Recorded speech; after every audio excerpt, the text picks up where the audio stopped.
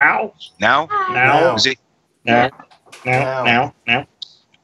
we have to debate if everybody who's watching is now watching a commercial or if they're watching us. Well, hi, YouTube. We know they'll be watching. I'm still seeing Bob Ross. Oh, wait a minute. He's gone. I see Bob. Oh. There's a commercial. Drum roll. I see Bob, people. I got an My dad's calling. Wait a minute, I have to call you. There was a circus intro to the show. Anything exciting? Do we have peoples? Hi, people. Hey, there's Mom and I. Hey, see that? Drop got on. Hung out with him a lot this weekend. Yeah, you made it. Oh, I guess I should intro. Hi, guys. Welcome to Talk of the Tavern, Monday, February 26th, where our topic is MystiCon Mayhem. What is Elizabeth like off screen having a phone call? What is she doing over there? We need to do a disclaimer before we do anything. Oh, yes. We're going to do a disclaimer a couple times here. Hey, Tony. Okay. For anybody who is new to the show, watching the show, we are an adult-oriented show, and we say some words like, well, we're American, so sometimes we say fuck, whereas Kevin is British, and sometimes he says cunt. Very good. And then we have Elizabeth, who says Motherfucker. And then we have Ed, who will sometimes use a certain word that's known as Negro. My point is, we're grown-ups, guys. We're going to make fun of everybody. We're going to laugh at everything. If you're terribly sensitive, please get the fuck out now. And then tell everybody. I was struggling because I was trying to narrow it down to just one word. If you met me this past weekend, or Andrea this past weekend, Mom and I just subscribed. Thank you. Keep in mind, thank you. This is a different atmosphere, so we're going to use slightly different language, etc. Because we're adults and we can actually, adjust per our environment. Mamina, you're awesome. Thank you so much. Glad to have you for 3 months in a row. I'll have her for 3 months in a row. Mm-hmm. Yeah, you will. Yeah, you will. Oh. What? Oh, we did disclaimer. Who is everybody? I got to intro everybody. Oh, look at that. We already have a crowd here. Welcome to Von Hagner. She's already started and writing. Lady Skipper. And now the others of you that we don't know, Ian, good to have you here. We're not going to call you out if you're just hanging out. Something else. If this is your first time on Twitch, you will be able to watch. You will not be able to comment until they verify your email, which means signing up, or when they send you the email, clicking on that link they send you. Oh, but if you're an Amazon Prime member, you can subscribe for free with your Amazon Prime membership. Yes. Hi, Mark and Amanda and Steve. They silly stringed me. They still string a lot of people. Well earned, I'm sure. Okay, so opening toast, or are we doing intros? Let's do intros. Yes. Kevin, King of England. Good evening, my loyal subjects. This week, as usual, I shall be drinking strong black coffee in an attempt to stay awake at the ungodly hour here on the heathen shores of the UK, and I shall be smoking hand-rolled drum tobacco. Hurrah! Cursing Dog, thank you for the follow. Much appreciate that, Mark and company. And Skipper, good to see you. Then we have the Duke of Awesome, Ed Summers. Hey. Hi. I am drinking... What the fuck's up? Let's see. I'm drinking Gentleman Jack. Okay. Again. Nutty Tobacco is in my vape pipe, wherever the fuck that is. What are you guys drinking tonight? Let us know. Tell us. Yeah, drop it over there in the thing. Let us know what your vices are tonight, what you're drinking, smoking, or touching. Yeah. Speaking of touching things, our chief toucher, Elizabeth Pickle Lady. I want to say Pazinski, but I'm worried about screwing it up. Too late. Don't worry about it. You've been screwing it up quite well. Yeah, and you won't correct me so I can do it right. Pashetsny. Pashetsny. What she said. Oh. Yeah, it's not hard. Like Czechoslovakia. Poshesny. Well, hello for the Big Apple. I living a crazy life in a wild town. And once again, we had another... Well, let me get to that article later. Tonight, I will be drinking nice German beer Beck's, a huge glass of water, and lots of tea because I haven't been sleeping much. But life is good, and I'm here thrilled of all the new people joining us. Well, apparently you have a don't good need time. beauty Let's sleep. roll. You look fucking awesome today. Yes, she does. You really do. People keep telling me that. What the hell? I guess sleep is my enemy. Elizabeth, can you swing your camera so there's a little bit less of the board? The other way. Oh, you want her more centered? Well... Oh, I see what's going on. See what's going on? And what you need to do is on OBS, you have to drag your big screen. But I'm not going to do that in the middle of the show. Because it's going to show. Good point. Your thing is off the screen. Hey guys, if you notice Elizabeth is a little bit off the screen, the reason for that is because I have the complete setup that does it all very well. It's nice and clean. That's I got why shit. And we're pushing Kickstarter. The next stretch goal gives Ed the stuff he needs to do it right, as well as giving us the capability for me to do it back from my house again. And then I don't have to be in the same room. I can go in my office. And that being said, Cursing Dog says bourbon and Pall Malls. Nice. Towie says her advice tonight is exotic Kit Kat bars from Japan. So they're Kit Kat bars. That's it. Drop says not smoking anything, drinking Reds. Apple cider. Yes. Hard cider. Okay. I'm like, what? Aren't those pills?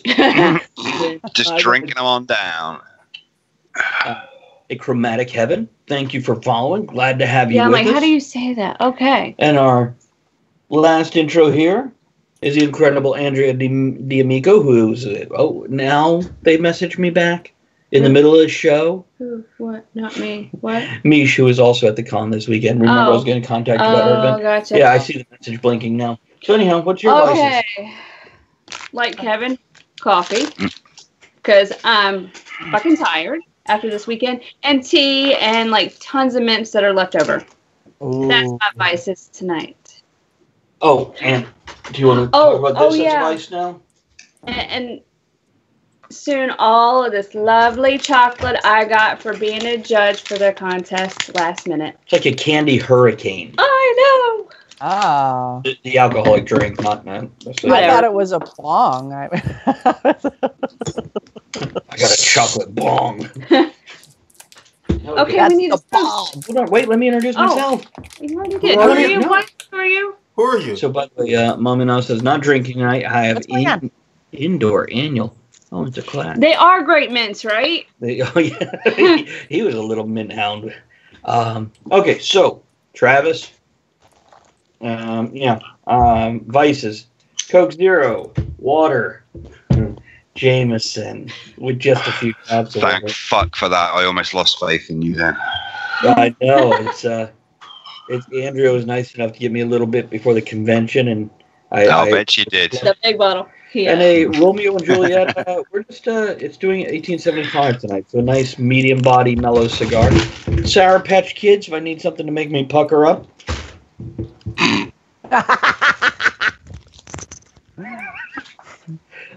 Yes, support the Kickstarter. Hey guys, even $1 helps. Even sharing the link helps. Help. Please. We need it. Help me, Rhonda. I don't know if you can tell from the high quality of my camera, but we're not a 100% professional broadcasting outfit, so some new equipment would be really nice. Not yet. With your help, we can. And when you boost a tavern, we boost you. We got great prizes to help promote you and your product and whatever. It's all about the community. Everyone who helps us, we try and help them back. That's right. So let's do a toast. Okay, yeah, I'm looking forward to this because whiskey. Man, here is to a great fucking weekend. Best con I've had yet since I started going to them. Cheers. Yeah. Oh, cheers. Here. Mm. Yay, coffee. Great. Yay, Jamesons. Okay, let's shut down tabs here, and then something else for you guys just joining in. We can't have Elizabeth. But who said that? What's going on? Al. We don't have talk at the cursing dog. We do not have talk at the tavern mugs. We have talk at the tavern flasks, though. Well, we had flasks, but nobody wanted to buy them, so I didn't get more. We do have. If they can come up with how about this? Somebody comes up with a mascot. Come up with a cool mascot idea. I'll make a puppet of it, and we'll have him help host. Can you make a beer mug? Go get the mug shot right. Can you Dying, grab huh? Sorry. I can make anything. I had this weekend. That's a mug shot. It's a shot glass with our logo that looks like a mug. It's our mug shot. Okay, what do we got here? And for those of you that are new, Elizabeth, the pickle lady, is a movie maker, puppet maker, just awesome person. An artist. Oh, I was talking to Sean Durrington this weekend, the artist guest of honor, and I told him if he wants to come on the show, you and him could have like dueling doodles during the show. Oh my God, that'd be so awesome. Because he'd sit there and just scribble out a little something too. Nice. Oh, Mom, you knew we had flasks. It was a year or two ago, and the last Kickstarter we had them. They were one of the prize levels or pledge levels. There we go. Navy Dad has popped on. Hi, Bob. Hey, Bob. What's up, man? So okay. So we've covered the top. Right. Did anybody have anything cool or horrible happen this week that they want to talk about? What do you got, Ed? Bacon jam. Thanks to the recipe sent to me by Elizabeth. Only I went a little bit further and added bourbon to it. Man, this is good shit. That's also his new rap name. Bacon jam. It's jam. You're welcome, fine sir. Or I saw it and my new thought of dance you. name. Whatever. Maybe add banana whiskey. That's the thing. Nice. Or should I even acknowledge that? It's his stripper name. Is that what you said, Kevin? Yeah. And now coming to the stage. Bacon We have jam. 7 viewers. Everyone's like,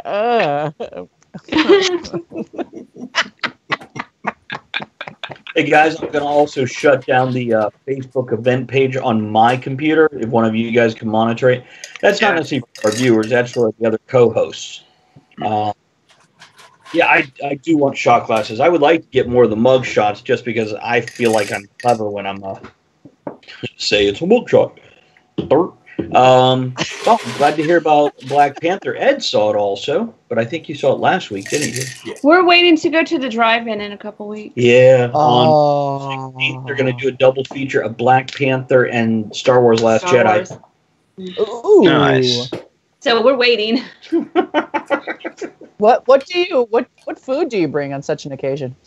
They sell it. They have food, nothing over $4 at the snack bar.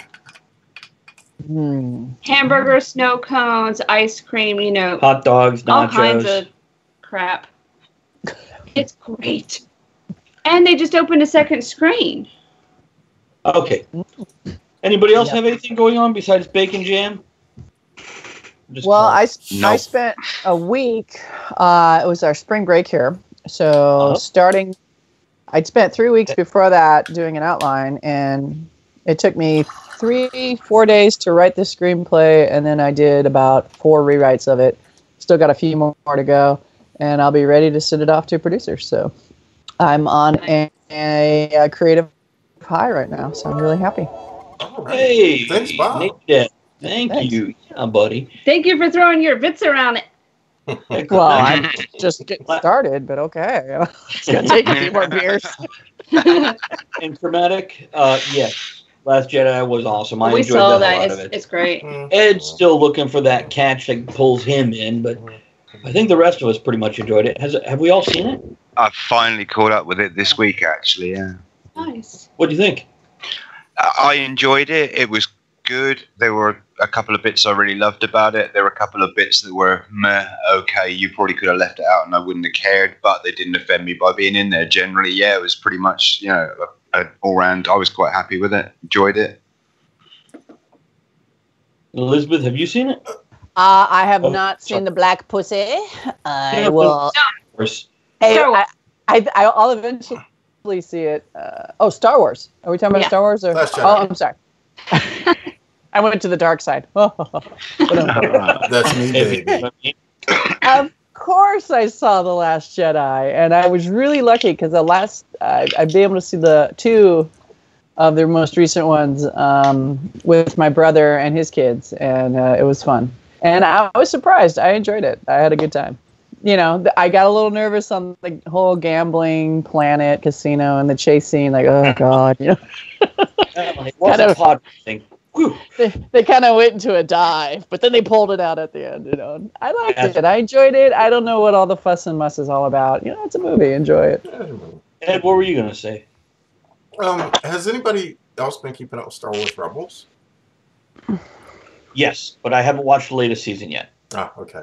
But yeah, remember I was the one pushing it on you, going, "Oh, you should watch it." I love it. I like it better than the damn movies, and they're wrapping it up soon. This is it. This is the last season of it. So. Oh, really? Oh, really? That's a shame, but I'm sure they'll put something out to replace it. I have no doubt. But yeah, the 4 or whatever 5 seasons that they've done, then I've seen season 1 and 2, but not 3 yet. But yeah, I've enjoyed it through and through. Whether it's short, I've only seen a little bit of the first season or a second. I'm not sure, but I've enjoyed it. It's fun. Yeah, for a little 30-minute cartoon, it's a lot of fun. Yeah, and the villain has yellow eyes. Oh, it's great. Depending which villain, which season, yeah. Well, there you go. It just popped up for our new viewers. It's every 10 minutes. Right? Every 10 minutes that you watch us, you are given shots that you can redeem. Yeah. You can redeem for sounds, stupid jokes, beauty tips, whatever. Kevin likes to redeem his shots all the time. There he goes. And there's his cock. Kevin has redeemed his cock yet again. Now, we're about to go into the actual topic here, but I want to say one more time for any new viewers. We're a grown-up show. We're adults here. We're going to use adult language, cover adult jokes, topics. We don't want to hurt your feelings, but if you want us to, I'm sure you'll find a way that will offend you.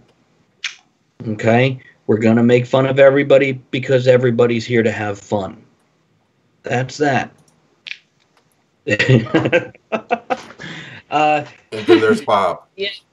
Well, it wasn't. Oh, then there's Bob. Well, but cursing dog just says, "I want a cock." Wasn't that song by? I want a cock. Go follow that link up just above the conversation to the store. Then I think isn't my cock particularly cheap to pull out?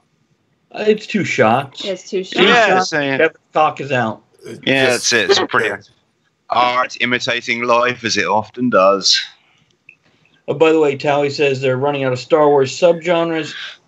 I don't think they are, and God, I hope not. Star Wars baby. Muppet Babies? Oh, that would be so adorable. No. It would be terrible, but I'd watch the episode where they execute Order 66. We or wipe a booger on all the others?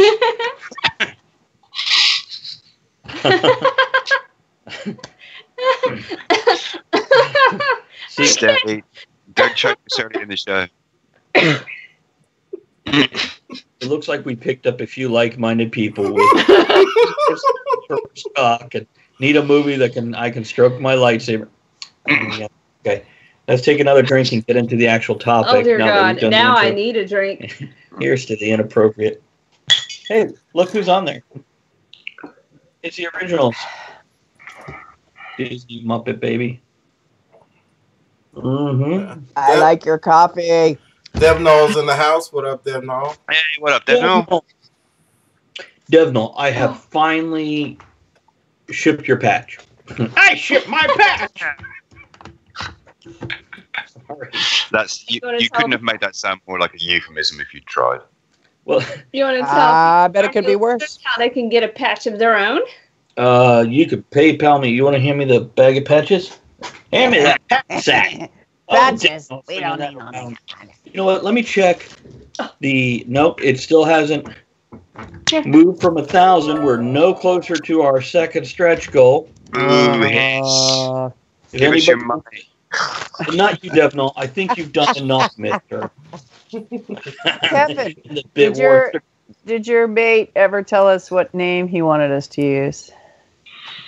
No, he didn't. He's going to continue to be the anonymous donor.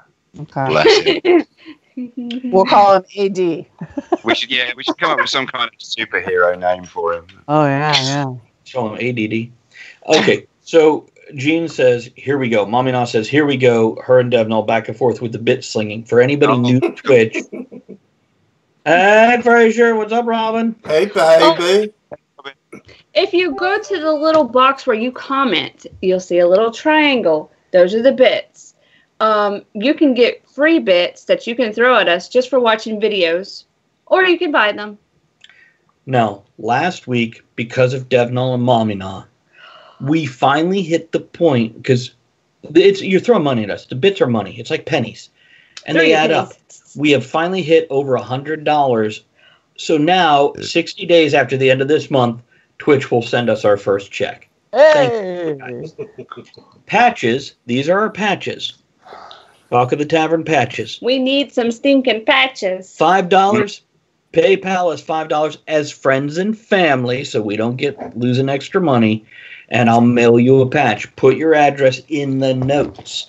And if you do want to PayPal me that, just PayPal Travis I, middle initial I like India, Travis I Sivart at gmail.com. It's spelled the same forward and backward. It is. And there goes Navy Dad slinging his bits around for all the ladies to see. Mm-hmm. Whatever, we're not judging. Yeah. Does this mean we're going to get into a 3-way bit slinging competition this week? Ooh. Thank you, Tommy. I like 3 ways. Oh, okay.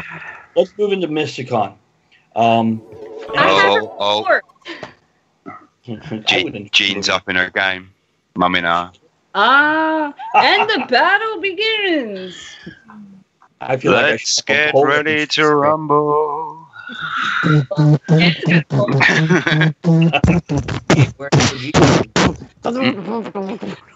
Look out, white person beat doctor. Wait, are you doing the Rocky song? Goddamn wiggers. I'll do whatever you want, baby. Yeah, you go. Just point and she'll come. Yeah. There's a dirty girl over there.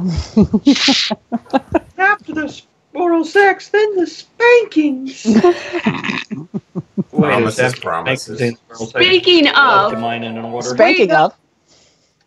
Speaking of, we got to MystiCon Thursday night. We did. And speaking of spankings and all that, oh my God, I don't know what the neighbors were doing. I do. Well, yeah, I do. Stayed up late because that's what we do. And I get up at like 1:49 to head to the restroom because, it's just like 20 minutes after falling asleep, get up to go, okay, that's that time. And I hear a woman begging, please. And I'm like, fuck, what's going on out there? And I'm listening. Then she's like, yes, almost. Oh, please. Oh, yeah. And I'm like, oh, nope, she doesn't need help. Lucky girl. Maybe he needed help. Maybe. Don't need to come to her rescue. And you hear the smacking. Oh, my God. Yep. Mm-hmm. We didn't have to pay for the porn channel. We had the soundtrack. Did you offer help? Should have shouted encouragement through the wall if they were that thin. Go on, my son, you've got this. I thought about recording it. Help her, please. I thought about recording. You need a lifesaver in this? I thought about recording it and playing it back at full volume the next morning. This is your life. Guess who this is? Oh God. Your new ringtone, please. You should do that next time and make it a competition on a live broadcast. Yes. Well, please record it. First person to correctly identify this fornicating couple from audio alone wins a top of the tavern mug. Now he says, yell, Mom, keep it down. Mom's really good at keeping it down. Mom, give me your cigar. What? This is party on your lips. I won't. Keep the beer bottles away from him. Damn it, I can't outdo you because it's slightly dangerous for me to fire breathe inside the house. You can always do me out. Excuse me? You said you can't outdo me. I told you could do me out. Okay. Oh, the Kickstarter's got to raise enough money to fund my flight to America first. No, not yet. Okay, start throwing your bits to the Kickstarter. Let's bring it over here. We're at exactly $1,000. We're hoping to hit, what is it? Is it 15? So next stretch is 15. What's our next stretch goal? 15. Yeah. Is it 12? 15. 15. But we'd really like just to hit 1,001. Who wants to throw that one? Who wants to? Okay. Back to MystiCon Mayhem. And like I said, guys, feel free to. There you go. She's number one. Oh my God. That's my favorite bit about teaching kids is, you can say you're number one, right? But not number one. And they all, and you can be number two, but not number two. Now you're teaching them foreign stuff, too. Okay, real quick. I just did teach them. It was great. Before we get too lost on all this, I want to give a quick thumbs up, thank you, shout out to Carla, Leslie, and Brenda in particular. Yes. Now, it was great seeing the other staff members that I know and love and meeting new ones, but those three women, they worked their asses off, did a great job, incredibly welcome, kept their cool, no matter what. Wow, for those three. Anything to add to that? They were really great to us. Yeah.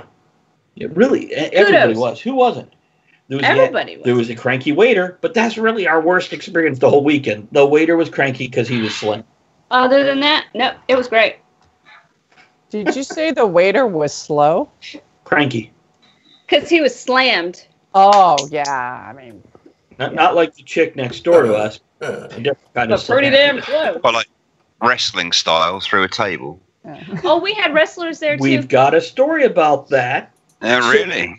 Yeah. Hey, what's the guy's name? Johnny Dreamer? No. Hold on. Let me look. It wasn't him. It was somebody else. Oh, I don't know. Probably. They had a couple wrestling guests of honor. And Tommy Dreamer. Yeah. Yeah. So he was there, and the plan was for him to body Rich Siegfried, who's the podcasting Rich Siegfried. And Rich went, no. I used to work in the wrestling industry, but I'm too old and too broken to handle a body slam. How about you just give me a chop to the chest? Oh. So he did. And the next day, 2 days later, Rich is still talking about the handprint that still remains on his chest from this. Might be Rich. Yeah. Well, originally, he was going to fake hit Carla. And then as they were about to walk in, he's like, no, I don't even want to pretend to hit you. So I got a recording of him saying you were watching Talk of the Tavern, keeping you up on all the geek news. Nice. That was good of him. Yeah, he offered. He was like dead tired. He was like sitting there with his coffee. He had flown overnight from California, just got in like an hour before. So yeah, pretty cool. Zach, on the other hand, was like, I don't know, tracking a mouse in the middle of the night. Who's that? Callison, the voice of Steven Universe. Oh. Or very busy. One of the two. I got to talk to him for a minute. I didn't realize he's the same age as my kid. I'm like, okay. Von Hegel says, I'm getting ready to go to AmishCon, so I'll be shaving my mustache. Okay, I am gullible and naive. Really? The main event will be a barn raising. Oh, my God. I know you can't take pictures, but you can sketch it for us. That's show. Write that down. I want him to paint it for us, following the instruction of Bob Ross. That's what it was. Ed was supposed to tell you when he starts it so you could write down the time. You did. I told you. Oh, and did you write it down? I did. Good job. Fist bump. Helicopter. What we do. Slapper. And you can too. I believe there's a button where you can go clip things for highlights if you see a part that you like. Yep. Mouse there over is. your screen where the video is, and you'll see that director's thing from Hollywood. You just poke that, and it allows you to clip the last 30 seconds.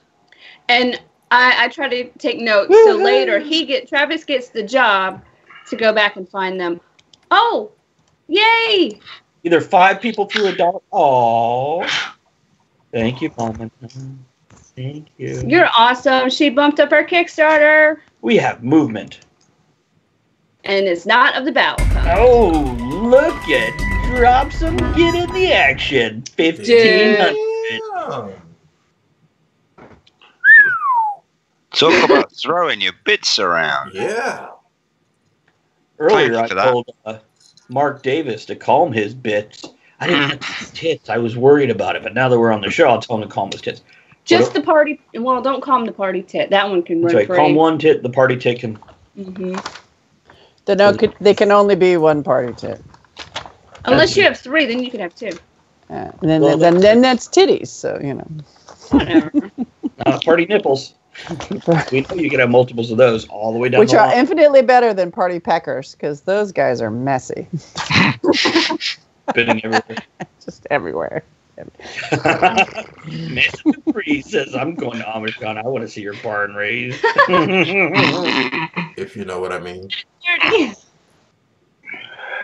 Devnall is still number 1. Mommynall is still number 2. And Dropsome has moved to spot number 3 in the long race. Andrew, you're still number 4. Okay. Of top toasters when it comes to slinging your bits. What's up, Bitses? Just for our listeners, so you know, Social Assassin is Kevin. Yeah, that's me. Lurking in there. When I have my own computer, after we get a better booster, I'm Night Owl Creations. So if we comment, you know who we are. And Ed, Wink, wink, nudge, nudge. you want to tell him your username? It's Celt, which means black Celt. So, yeah, the black guy here. Yeah, the brother. Make it clear. And whenever I post or type, it'll be as Talk of the Tavern. So there you go. Follow along. Oh, Navy look Dad. at Navy Dad throwing his. We're just going to have a bit race, and that's going to be the great. Let's talk about the event this weekend. What do you want me to talk about? I wrote a report. Here, start with your most favorite moment. Okay. Saturday night. Mhm. Saturday, we pick an outfit for each day. And Saturday, we decided to wear outfits that we got at the Festival of India. Which was a India convention. Diwali, it's a holiday. So Dots that's or feathers? dots. Okay. And, right. So we wore our outfits, and the people that run the hotel, they're wonderful. And they're Indian. They're Indian. So he came down first, and they liked his outfit. So he had to show me off when I came down, and they were really happy about it. And one of the guys there was like, your outfit's great, but it's missing one thing. I'm like, what? He said, henna. Hold on.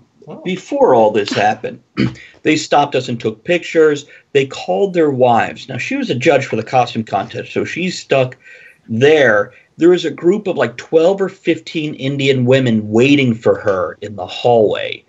Now, anywhere from Not like to jack me or anything. like 60 years old down to like 5 years old. There's just a mass of them waiting for her to come out so they could talk to her and see her. But I was busy. Yeah, then one of the managers, owners of the hotel, tells her, It's like, your outfit's missing something. And I'm like, what? He said, henna. He's like, hold on. And he called his wife. And she came down.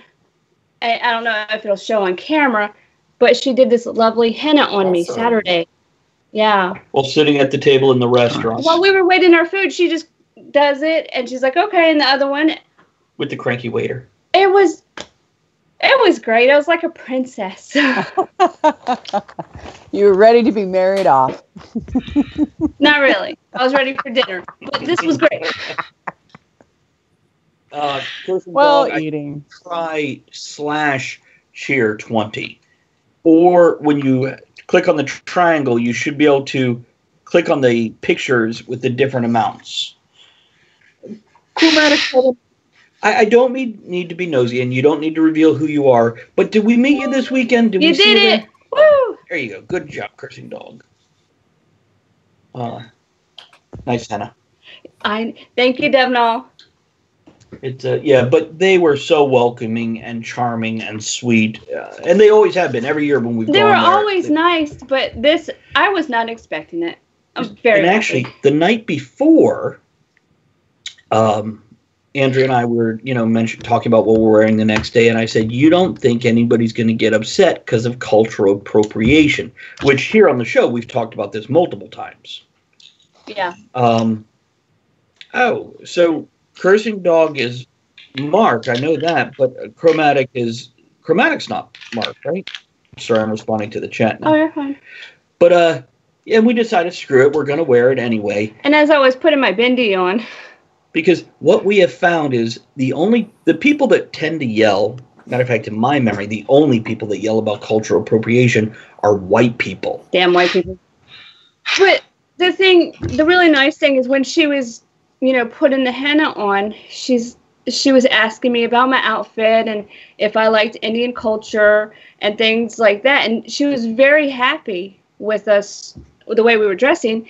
And so they're doing an Indian festival in August. And so they would remind us when it is so we can come up. And then when we come next year, they have outfits for us. So we have a costume for you.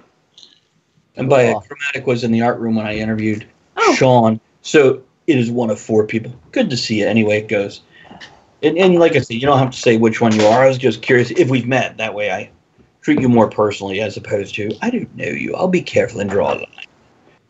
When have you ever been careful or drawn a line on this show? When they can actually reach out and touch me. Okay, fair enough. Yeah. If they're close enough to get a hold of me, I tend to be a little more cautious. I can go on for the whole show, but you can talk about what you like. That's my favorite thing. I tell you, I did. That was one of my favorite things. Can I borrow my notepad? I have my notes in my notepad. Can I have my paper? Give me paper. Fine. Okay. Spank him. That's for after the show. Oh. Hold on, I still got the recording of please. So I wish you did. I so want to make a song out of that. I'm sure you do. That'd be the chorus. I have 10 or 11 interviews that I did this weekend. Anywhere from one of their special guests, Claire Kramer, who was a sweetheart and a delight. Oh my God, she's like a real person. Who likes yoga and swimming. But you'll see that in the interview. Right. Not at the same time. Oh. No. Sean Durrington, who is their artist guest of honor. Bella Morte, which is a great band that apparently I had seen before but didn't realize it. Okay, I'm going to let you know. I was the cameraman for the interview, and there's certain points where the camera's shaking because I was laughing so hard. I apologize. Rob Richmond with the Valix and Matt Carell, who you guys know. Yeah, Stay of the Nerd. I interviewed him. Library bards who have performed for Stan white Lee. People. Library bards have performed for Stan Lee, and they were for his birthday party. Yeah. Rod Belcher, who's an author, steampunk author. Aaron Ashley, Angela Pritchett, and Dave Lee. So I've got these great interviews, and I think that was my favorite part because I made a list of 27 random questions for each one of them. So it could have been anywhere from, what's your dream project, one person you'd love to spend a day with and hang out with, or if you were a Smurf, which Smurf would you be? Those were some great answers. And anything in between. Yeah, especially the Bella Morte ones. Oh, what was the answer? Well, I watch the interview to find out. That's not what they said. Now I'm gloomy, Smurf. Oh. Well, I mean, there was all kinds of great people there, and the guests were wonderful. They did a great job with picking guests to come, It was so much fun. I had so much fun. And I was able to actually go to panels. Oh. Yeah. And I'm like, okay, I'm going to do the whole reporter thing. I sat down, I took notes, and it was great. We did do a live broadcast. We did. Well, we did a recording of it because they didn't set us up where we could actually get internet. So we just recorded it. I'll be posting that. That's why we have the Kickstarter, and then we can get our mobile stuff going. Yeah. I love that they're still going on about the barn raising. Yeah, You'd be Big Duck Smurf? I was going to say, weird. wow. Whack, whack. But whatever. We don't judge. We mock, but don't judge. Are you going to write that down? Big Duck Smurf? No. Oh. And drop some. It was great having you there. Drop some. Remember, I mentioned a few guys who kind of tagged along. I think I used the word stalking, but did it right. You don't remember things? Thanks for not supporting me on this one. He was awesome. Yeah. He was really nice. We met him at another con, and I'm like, who? I don't recognize people out of costumes. Okay, yeah, and Sean, by the way, when you say Zorro, we're in our 40s. Zorro is dressed all in black with a mask and a big hat and a rapier. You are a guy with green hair and 3 swords. That's not Zorro. That's, for rapier. me, I don't even know her. That's actually Doc Samson from the comic books. Oh, thank you for following Dragonfly Girl. Hey.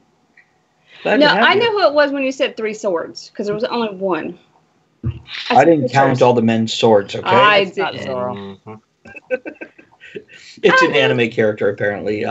So, yeah, that was like, I'm just like, oh. So the next day when I asked him, like, what was your name again? He's like, Sean. I'm saying it out loud. I don't know if I should. Shh. Drop some. It's this. It might have been out there now. Anyhow. But yeah, he was great because he actually blocked people from knocking me over while I was holding the camera. Yeah, he did. Because here's 3 of us at a table, her standing there holding a camera very still, and people just walking right in front of her. Of course. I'm like, the moment you bring a camera out, people go stupid. It's unbelievable. That was a great Zorro movie. Absolutely. I've shown it to my son and everything. Zorro and the Gay Blade. Have we all seen that? Uh-huh. Yeah. Yeah. Here's a movie from the early 80s where somebody was gay and nobody had a problem with it. Great fucking movie.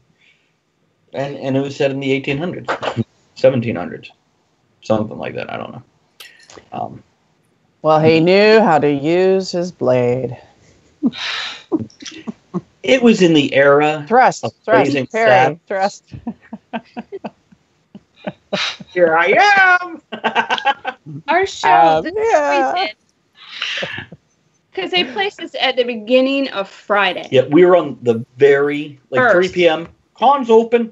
Here's the show. And they put us at the back. But it was still fun. It was great. We had some great attendees, and one of them was his very first con. So his very first con, opening the day, he comes and sits in on our show. So we had Ginger, who's part of the Rocky Horror Cast, and then a guy who's never been to a con. Oh, fabulous. And then Andrea, myself, and Matt. So it was actually a really kind of... It was really neat, though. Fun, tight little conversation. Ginger Snaps is adorable and fun and so much high energy. Oh, my God. It's great. I wish I had that much energy. Drop some. Feel free to post a link. Thanks for asking, but absolutely go ahead. Foot fetish Smurf. Are all the Smurfs going to help at the barn raising? Because I want to see Knuckles, Deep Smurf, Foot Fetish Smurf, and what's the other one? Passive Aggressive Smurf, all helping at the barn raising. Vajankles. Why did you bring that up? And it scarred me. I was erasing the board earlier today, and I was, what is that word? Vagina, oh crap, vajankles. Okay, well, after the show, this is like so off this show subject. After that show, because Kevin was talking about molding his penis. I'd forgotten all about that. He was talking about molding his penis, and I'm like, oh my God. You're like prosthetic for children. So if we take the mold of Kevin's penis and put it in the vajankle, for those of you who don't know, it's It's a vagina, but vagina. Okay, we won't go on about too long, Toey. Just give us a second. We're almost done. Wait, it's not quite disgusting yet. Hang in there. If you take that and put it in the vajankle, it could be a prosthetic where the stump of whoever's leg can rest on Kevin's balls. I'm done. Mic drop. Whatever happened to the good old days when we just talked about blue waffles? Yeah, instead of... Welcome to Talk of the Tavern. Yeah. Once again, if you're just joining us, adult show, offensive material, fucking hilarious. Now, if you like that, hang around. Well, when we did this show at the con, we were talking about, because we were first thing on Friday, we were talking, what? Oh, we were talking about what was going to happen the weekend. The different panels that were going to happen, the events. Let me interrupt real quick. And the M showed up. We were talking about you. Yeah, we actually opened the whole discussion. Talking about you. Giving raves for you, Carl and Leslie, and everything you guys did. Because you're awesome. See, you know what? Oh, Brenda here. Blue Waffle Smurf. Blumpkin Smurf. Brenda, run!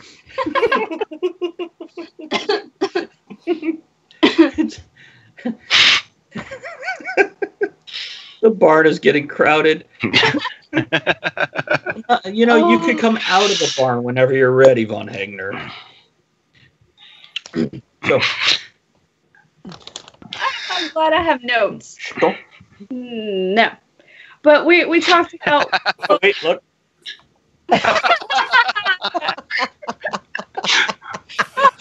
That's just wrong on so many fucking levels. Did you see that fucking leg? Foot long.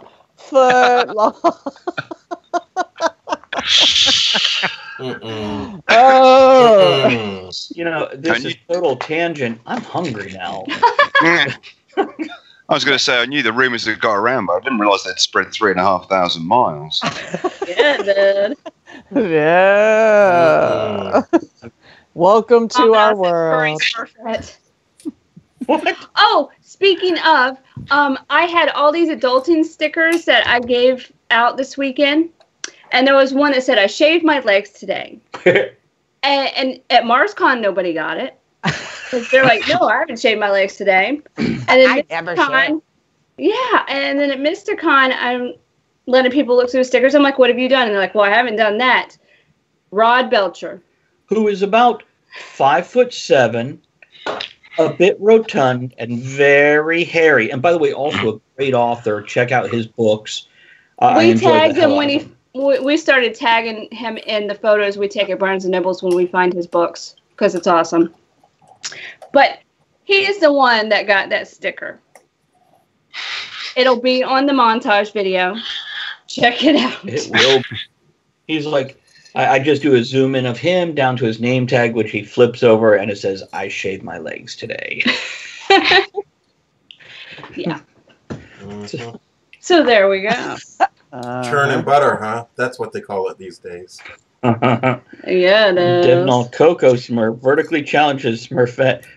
I could be vertically challenged Smurf. If I get the right wig, Smurfette. Hairy, creamy Smurf. Ew. Vajankle. Jankle Smurf. But with this show that we had at the con, we kind of filled Jeremy in about what to... You called him Jeremy. Jeremy, and what to expect at the con.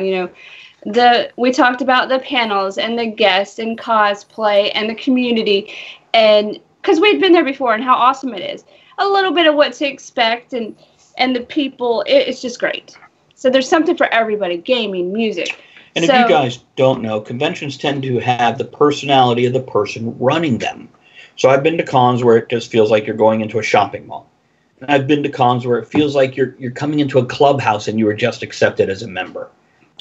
And yeah, this one is definitely more the clubhouse. Hey, welcome. Come on, let's play. Yeah, it was great. So that, not to be confused with a whorehouse where they're like, welcome. Let's play. Let's go play, yeah. That's a little bit different. Yeah, you say that like it's a bad thing. I mean, Just like it's a different thing. That's a different type of con. I'm pretty sure the convention works out to be a cheaper weekend as well. Yeah. It definitely. Yeah. So I'm told. Yeah, remember, friends don't let friends sleep with Everybody. Stank Finger Smurf. How about that? No. That's the no. We're a club. is she sharing a hotel room with Vajankle Smurf? So sorry, Joey. We try to keep her in line, but we just can't. Yeah, but did you... Yeah, I know. She said Blue Waffle Smurf. Toey! Cook Smurf. That's not funny. Moving on. Yeah, Devin, we're a fantastic club. We are. And by the way, for all the new folks, as soon as you follow, we automatically include you as one of our hot toddies. TOTT for Talk of the Tavern toddies. Yay! Oh, we lost somebody at that last one. Was it me? I don't know. We're down to 20 instead of 21 Hot views. toddy. What are you going to eat? Hot toddy. There you go. I love some names. I don't want to call them out because they're lurking and having a good time. That second one is great. That's one in particular I was thinking. And by the way, if you guys are new here and you can't comment, make sure you respond to the email they sent you that verifies your address, and then you should be able to comment. Just to make sure you have a legitimate email address and you're not a spam bot. Then they'll let you comment. Mamina, Devno, we love you. You guys are awesome! All your bits, too. I really want to thank Carla and Brenda for allowing me last minute to be on the schedule to do a tea and story time with Talk of the Tavern. Ooh. It's something I wanted to do because a lot of people... Clever, Kevin. Thanks. Got smoked. From Teeny Twinkle Smurf. A lot of people go to these things with their kids, and there's some conventions, there's not a lot they can do. They have kids stuff or they have adult stuff, but there's not always something that they can do together. And this is what I wanted to bring to it. Some tea and cider and hot chocolate for everybody that attends, and Travis reading his kids' book and some of his short stories that are family friendly. So nothing like this show. Nothing like this. But it would give everybody a chance to kind of decompress and spend some time together. And I liked it. It's just something I wanted to do. And they allowed that. And it was fun. A lot of people attended. And hopefully they'll let me do it next year. We got 8 minutes. I'm trying to type without them hearing. Oh, type the damn thing and be done with it already. Please, type it. Type it. Type it real good. I'll have what she's having. There you go. Yeah, actually, both of our things were a last edition. Brenda, were you here when we were talking about the more reverence next time? Bow to you? Not sure which reverence you meant. If you meant with the please, that was our neighbor having sex Thursday night. Then we talked about opening show and how it was small but awesome. Next year, what we'll do is do the tea with Talk to the Tavern right after on Friday night, or we'll just put an ad in the booklet so when people show up, they know we're already there doing our thing. Yeah, I mean, my hopes for next year is to have it later at night, but they put us in last minute, and I was so happy they allowed me to do it. But I would like to have it at night, the first night. And after dark. Yeah. So the kids come in their pajamas with their pillows, and the parents can sit there with their tea, and kind of, it'll be like a bedtime thing to get everybody to calm down before they put the kids in bed. That's a great idea. I like it. Yeah, it's a good idea. And then, when the kids go to bed, then the adults come back for the show. And we do this. We do this. Brenda, moderated to a level that you're comfortable with in the con. Yeah, it wouldn't be exactly like this. Absolutely. We don't have to talk about pajankles. We don't have to, but we can. No, we just bring a prop.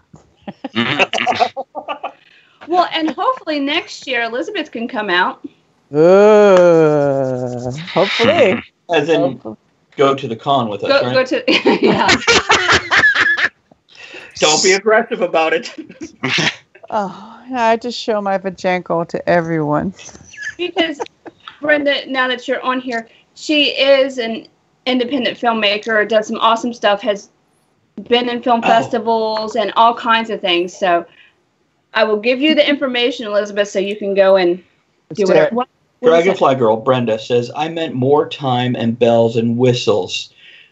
So autocorrect, apparently reverence is the autocorrect for more time, bells, and whistles. Fucking iPhone. Anyway. Okay, what else did we do? Well, those were the main ones we did.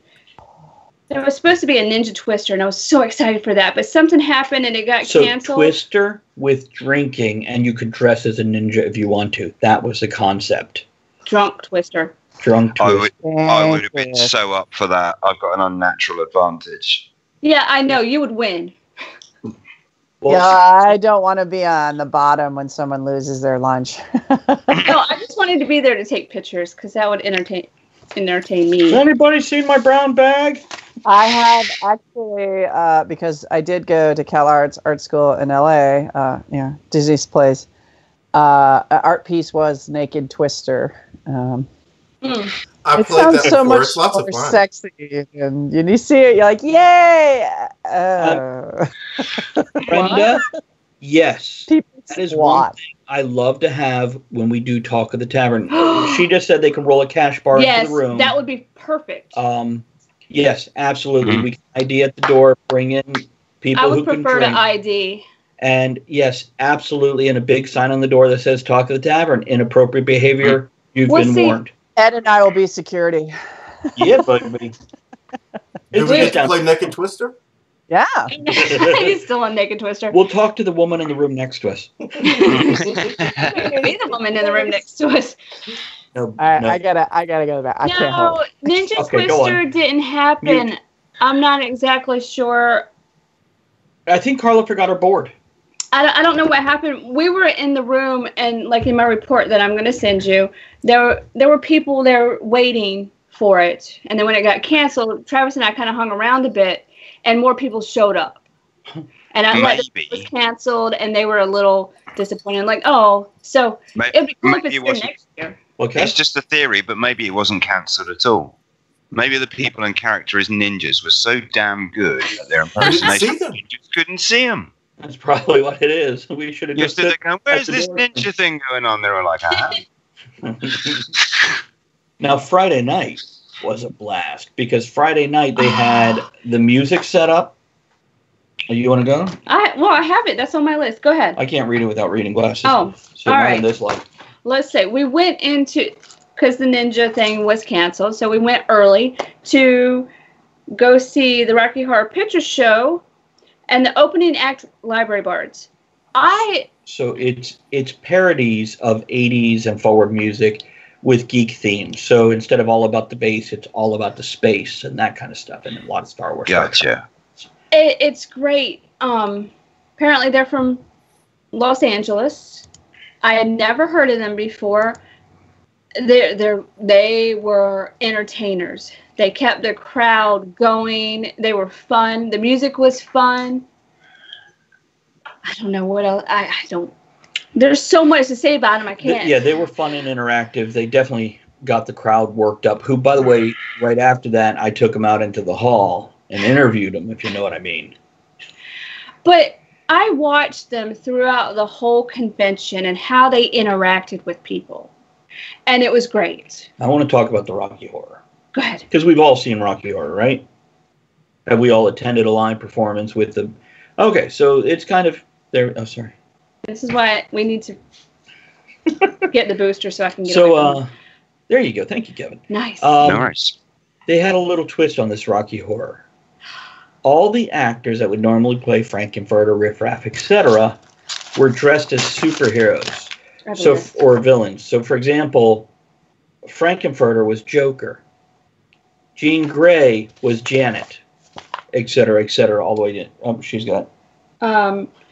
Brad was Superman. And you don't have to go through the whole Riff thing. Raff was Moon Knight. Magenta was Poison Ivy. So it was things like that. It was very interesting. They geeked it up. and That was it's definitely fun. Yes, Ian, they are filk songsters. It's one of those things.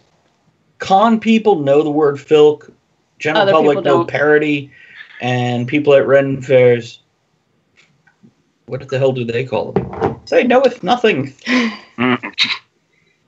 But that was great fun, and then that was a fun I night. remember what happened after that. I know I did interviewing Xander and Bonnie of the Library Bards. That was... And then Angela Pritchett. Yeah. And I think we might have all those guys on the show at some point in time. Mm-hmm. Got contact info and whatnot.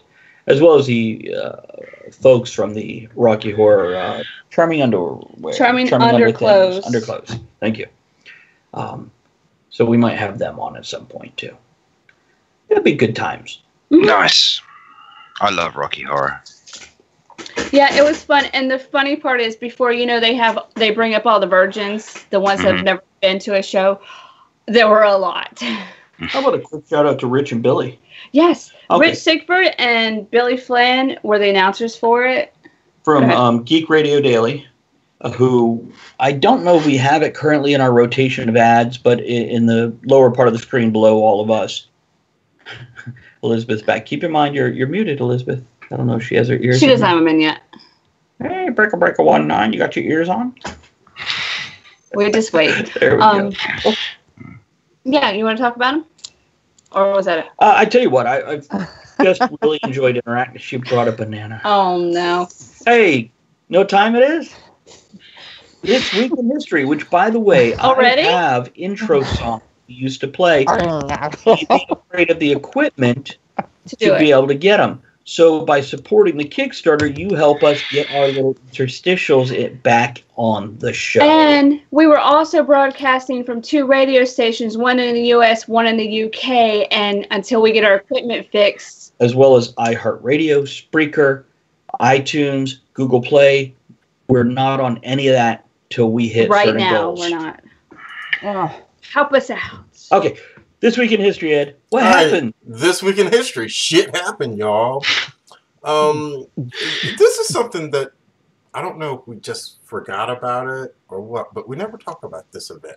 February 26, 1993, the World Trade Center was bombed. Not the big one. It was a little bomb. A group of radical Islamic fundamentalists, and I say fundamentalists because we can't say terrorists. That will hurt somebody's feelings. Filled a Ryder van with explosives and blew it up under the World Trade Center. Over 100 people were injured and 6 were killed. 1,000. Over 1,000 people were injured. Yes, thank you, Travis. And 6 were killed. They caught them because one of the guys went to get his deposit back on his Ryder van. Are you sure they weren't American? Because that's... That's not surprise. It's just you weren't bad enough to be an evil, rotten bastard, but you're a cheap, rotten bastard. Don't know what happened to the truck. It just blew up. You owe me my fucking money back, man. Wow. Wow. What else happened this week in history? February 27th, 1980. Thank God it didn't survive. Disco artist Gloria Gaynor wins the first and last Grammy for Best Disco Recording for the song How I did Will the Survive. Bee Gees never get in there? We should have had more. Bring this back. Let's do that. The curse of karaoke. I was walking. Funny enough, I was walking past my fridge last night, and I could have sworn I heard Bee Gees music from inside. But when I checked the salad section, it was just chives talking. But I'll get my coat. Is it still that cold there? Yeah, it's fucking freezing. Why have you not noticed I'm wearing 2 jumpers tonight, or did you think this is just some kind of weird British fashion statement? You look like the standard New York guy. It's cold enough that I've genuinely got within reach a woolly hat and some gloves. But you're robbing a bank later or something, getting knocked over the convenience store. I'm establishing an alibi, you fool. I did see your scarf, though. Excuse me? Oh, yes, yeah. Sorry, Don't go back. What do you call it? Okay, Ed, what else we got? Okay, February 29th, 2004, The Lord of the Rings Return of the King wins 11 Oscars, including Best Picture, tying with Ben-Hur and Titanic for the most Oscars ever awarded in a single movie. And Best Disco Soundtrack. Yeah. A lot of disco in that series. Okay. The Hobbits are big on disco. Okay. 35 years ago this past weekend, New Edition released the debut item with the smash hit, Candy Girl, You're All My World. That's not disco. I know, it's good. And I had, let's see, something. Hold on. something, Gene something. says 1829, Levi Strauss, creator of the blue jeans. Okay. That's Wait a birthdays. We ain't got the birthdays yet. Don't ruin that for me. I got it in there. Whoa. Someone's triggered. She's always trying to get her hands on your material, Ed. Oh, okay, that's right. She can touch my material. That's fine. And 32 years ago this week, 32 years ago this weekend, The Legend of Zelda was released in Nintendo. Oh, wow. See, that's worth talking about. Because you know what kind of music they had for their soundtrack. It's not disco. Would have been. Still love you, Gene. Why is that up there twice? It's because he got the one up there and put that up there twice instead. Yeah. I don't have any current events. Travis, you got weird. Somebody's got weird news. I got one, You got and weird news. I had everything all set up, and technology failed me. Eventually, I'll get there. Okay. Today is. There's a couple of them, but today is National Bacon Day. Did you know that? And in honor of Ed, I made bacon. I'm eating it here for you, babe. And tomorrow's National Pancake Day, and IHOP is giving out a free short stack to everyone. And then they encourage you to give money for, I think, veterans. Is that what it is? They can get, probably, but we get pancakes. I had some crispy bacon and maple syrup cupcakes the other day. The blending of the both. They were good, man. Okay. What else you got, Elizabeth? I got my hands full. That's what I got.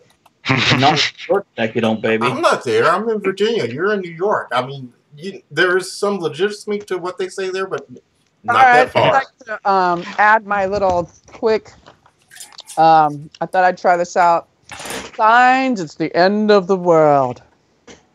Well, I was taking roll in class today of the third graders. I was going through the list, and I try to come up with little funny things because I have to teach a lot of children and to remember their names. Well, one young girl's name is Mariah, so of course I say Mariah Carey. The next child's name is Prince, and I'm not lying. The third child's name was Queen Elizabeth. And thus is a sign of the end of the world. There you go. That's really her name, Queen Elizabeth. And she is a handful. She's a royal, all right. A rough pain in the tuckus, I'll tell you what. That's her name. We can't call him a pain in the ass. What was that, Kevin? Does she act like a Brit, but she's actually secretly German? No. Oh, okay. Just wondering if she was going for the realism angle. That's funny, though. Interesting. That's funny on many levels. Look, we're educational, too. Speaking of educational. She's a really smart kid, but she's a liar and a loudmouth. So she'll make a great politician. She'd make a great royal, I guess.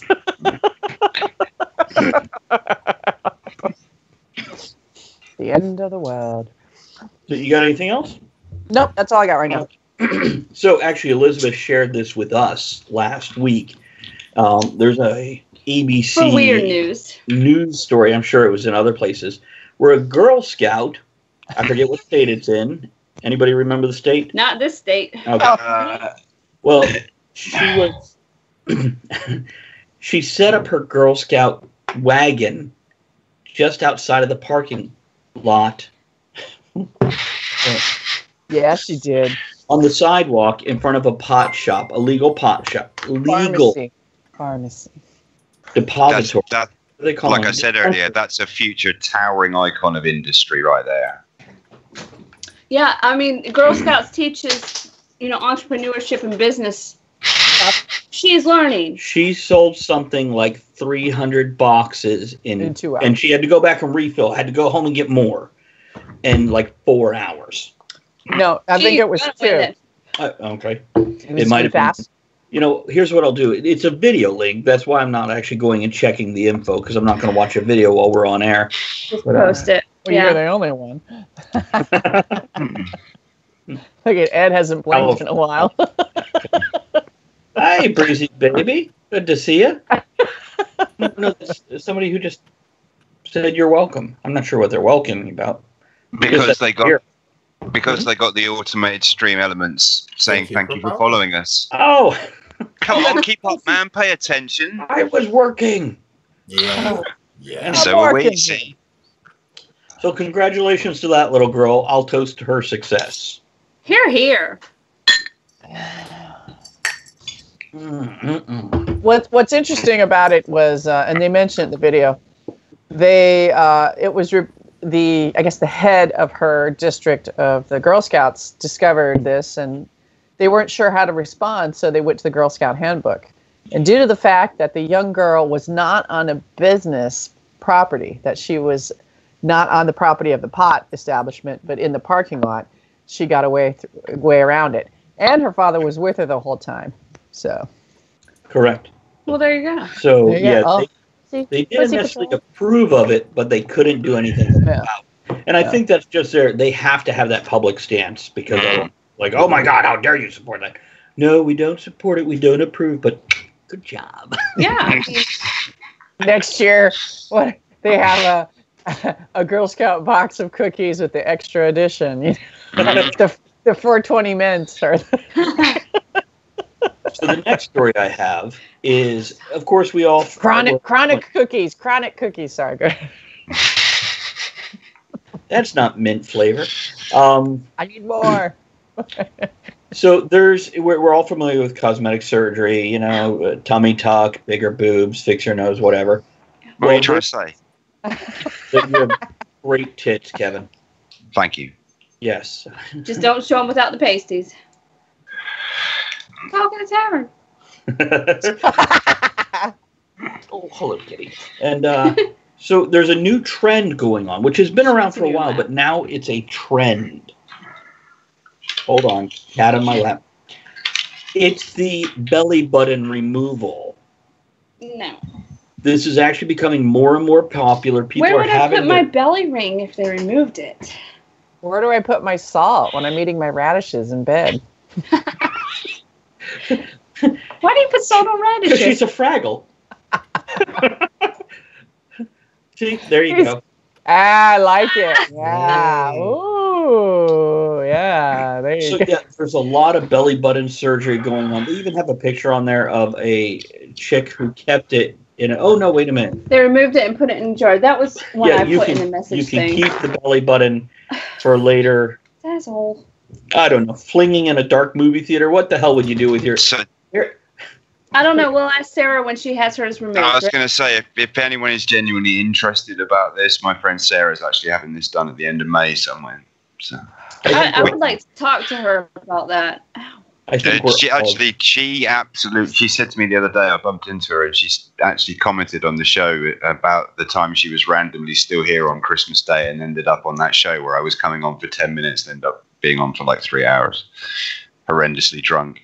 And she said she had an absolute blast, so I'm pretty sure we can get her back. So we'll maybe get her on one evening to talk about it for a few minutes.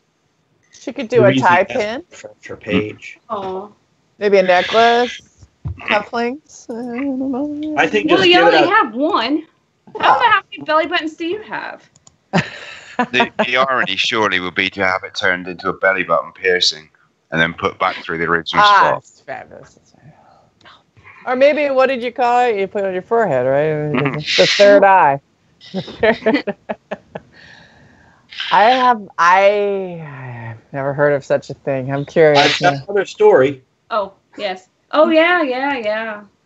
So this one is wonderful. There was a YouTuber who, her and her niece were working together, putting videos up on YouTube because she became a vegan. She had cancer. She became a vegan and claimed that veganism and faith cured her cancer. It was the truck that done her in. Well, after a while, it seemed that wasn't the case. And the aunt, who had cancer, told her niece, take the videos down. It's not working. I don't want those up anymore.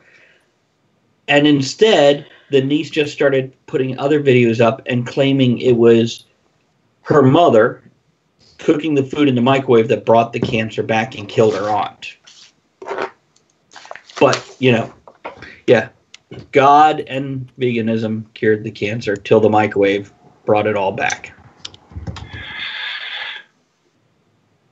So why is it nature always comes up with horrible shit-ass diseases like cancer that kill off really nice people and never a smart, intelligent, clean virus that kills stupid twats? Did you hear veganism and her faith cured cancer? Yeah, I heard that, yeah.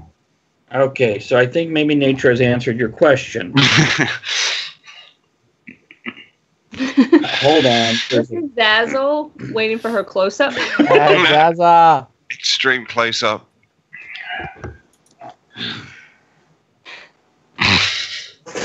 She looked really happy about that. Yeah, when we came home after a couple days, they were very happy to see us. Mm. This is what we get. Oh. And there's more sprinkled around the room. I've got a whole string of new species discovered, but we're not going to go into that. The last story I want to cover. Hang on. I have to have a response for Kevin. Twats never die because it takes a lot of bullshit to feed a garden. Twats never die. They just smell that way. They just go on forever. I understand. Okay. So, genetically modified crops. Been a huge discussion for a while now, even though we've been doing it since the dawn of time with crops. And you know what? I love you, but stop. Stop. He tells me that. Please.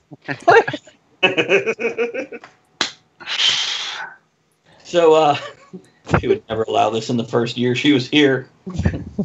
The cat, not Andrea. So they've gathered 21 years of data to find out now, are these crops more harmful or helpful? Yeah. So they, and I'm going to actually look a little of the information on this article here. They conducted a meta-analysis of 6,006 peer-reviewed studies from 1996 to 2016 on maize, corn, that's been genetically engineered. Only 76 publications met the researchers' high standards for inclusion. So the results are in. It showed that the genetically engineered maize produced a greater yield of anywhere from just under 6% to almost 25% compared to non-genetically engineered. Lower concentrations of mycotoxins, fuminism, I might have mispronounced that one, sorry. Rectosins, yeah, I'm no scientist. And the former toxic and the former is toxic and carcinogenic in humans and animals. So it had less of that. There was also no significant differences in grain quality, such as proteins, lipids, and fiber. So basically, yeah. I was going to say, GMO was created to help crops grow in places they don't normally grow. There's all these people saying, well, it's spliced with animal DNA and stuff. That is not possible. So get your data before you say that. By the way, the use of GMO corn has reduced the active ingredient of herbicides and insecticides by 10 to 45%, respectively. So there we go. Use the science and figure it out. So we don't have to use herbicides, insecticides on the crops no more because it's already in the crops?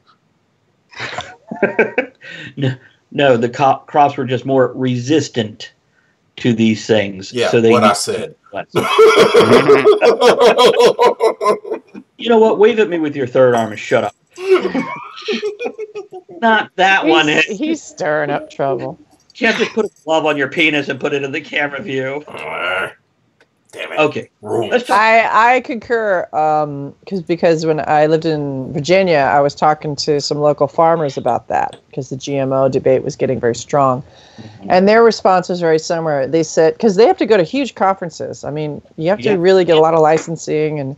And they said the genetic modification has been happening for decades upon decades. And if they hadn't done it, we would be down to a third of the crops that we have now, and that the weevil is I think it's the black weevil is one of the worst. Why it's got to be the black one? We don't know. Wow. They don't die, they multiply. That's Marvel's next superhero movie, by the way. Black Weevil. Black Weevil. Look at that. All right, what are you doing there? The weevil. The weevil hand. All right, it's a non-discriminatory weevil who happens to be black. But they change it to where they don't like the flavor or it's not injecting it with diseases. Joey says they're ninja weevils, so they're not actually black, they're just dressed in all black and playing with. Yeah, Ian, because the white weevils get sunburnt. And they hang out with the Muslim spiders. Those aren't spiders, they're my eyelashes. Why are your eyelashes Muslim? I don't know. I don't judge. For that joke, that's from like 2.5 years ago from a different episode. Check out the archives, podcast.com. Oh, wait, that's not what I wanted. I put the that's the veganism one you put again. Well, I wanted this, but I forgot I copied other stuff. He doesn't know what he's doing. I don't know what I'm doing. This is why we need new equipment, so Travis doesn't get a hold of things. I got a hold of my thing. So there's death. You had dead people, Travis? Somebody had dead people. Do you see dead people? Actually, this weekend I talked to probably 3 or 4 people who had relatives pass or pets pass in the past like 5 days. And then I get home and check Facebook after a few days of being gone, and other close friends had, grandmothers or whatever pass. So, yeah, to all the people who probably aren't watching, actually, but all the friends that passed before. Yeah. Sorry about that. Remember the good times, and rock on with the memory of the people you loved. Mm-hmm. And here's Giraffe. So what about you? Did you have a dead person? Speaking of God earlier, February 21st, American evangelist and Southern Baptist minister Billy Graham. If you grew up in the 70s, yeah, you know who that dude was. Hey, here's to Billy Graham dying. Yeah. Here. Hallelujah. Amen. Birthdays. Click, like, and pray. It's your birthday. Ba-da-da-da-da. February 25th, 1943, George Harrison of the Beatles. Not the Weevils. Not the Weevils. February 26th, 1802, Arthur Victor Hugo of Les Miserables, Hunchback of Notre Dame, that dude. Not the Disney one. Yeah. And Gene, February 26th, 1829, Levi Strauss. Gene would remember Levi Strauss. That's Gene's. What? Gene. That's right. February 28th, 1906, the man that built Las Vegas, mobster Bugsy Siegel. Oh, is he back? He was born. He ain't back. February 29th, 1976. Well, he don't really have a birthday this week, but rapper Ja Rule. Why doesn't he have a birthday this week? Well, only 28 days this month. Oh, yeah, there we go. I met him before. Did you? Yeah. Yeah. It's before I knew who the hell he was. Really nice. How do you know you met him if you didn't know who he was? Well, I found out. It's just like 50 Cent. I'm like, why isn't it $1? Yeah, he's Pity. I'm only like, half a dollar. March 1st, 1904, composer, American jazz band leader Glenn Miller. And personal birthday shout-outs to Allison Cox and an old friend from back in the hood, Larry Freeman. Happy birthday, y'all. Happy You grew up birthday in the to country. You you. don't have a hood. Oh, we had a hood because where I grew up in the country, I grew up just outside of a little town, population 200, okay? But where I grew up, it was like 15 families on the street, and it was all black people. Oh. None of us lived in the town limits. We all lived outside of town. And people get sensitive about the shit, you know. They called it Blacksburg back in the day, okay? It's not lit. We had a whole hometown reunion about 5 years ago, and we called it the Blacksburg reunion. You know, people just get too sensitive about stupid shit these days. Don't worry, Ed. White people show up and protect you from yourself, too. I know. Yeah, I need help. It's tough to be a smart person living in a stupid world. Don't we know it? Oh, there we go. Stagehand Weevils. Well, and Talking Toei, today is her half birthday. Which half? What? Okay, and I have a couple birthday shout-outs.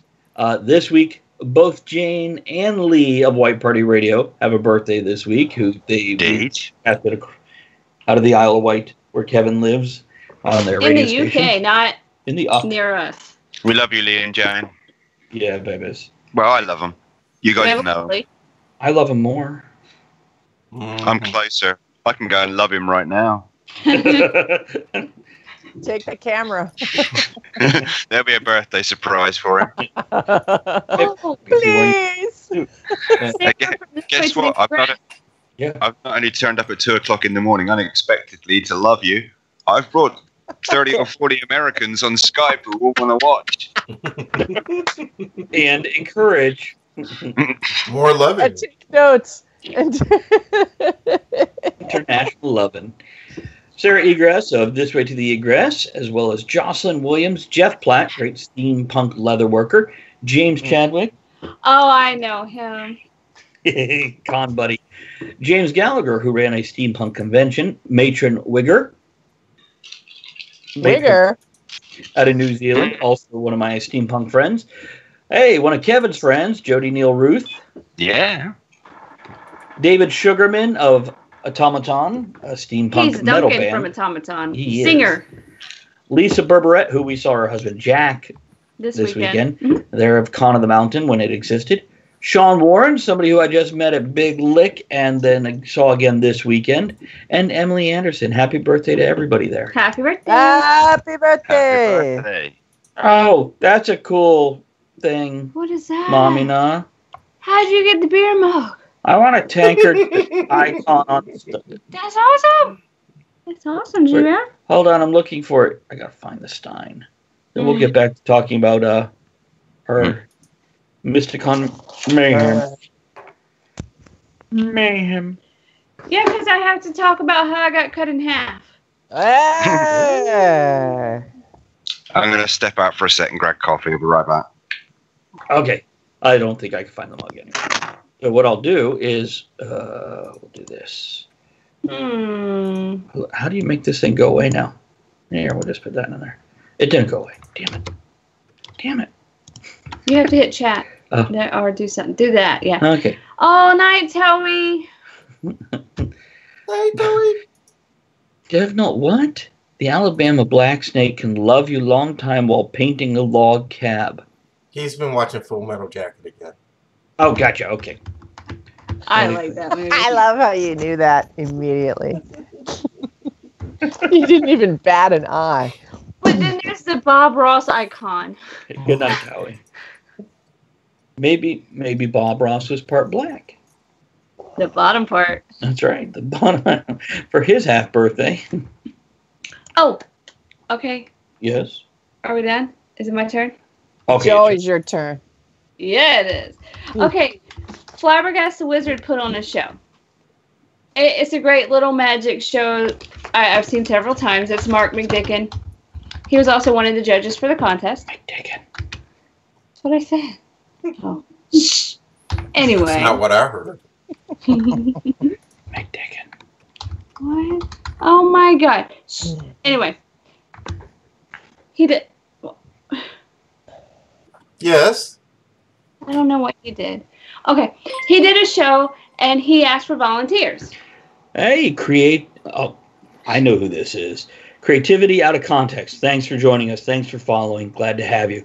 We were just talking about, not you, McDicken. We're saying.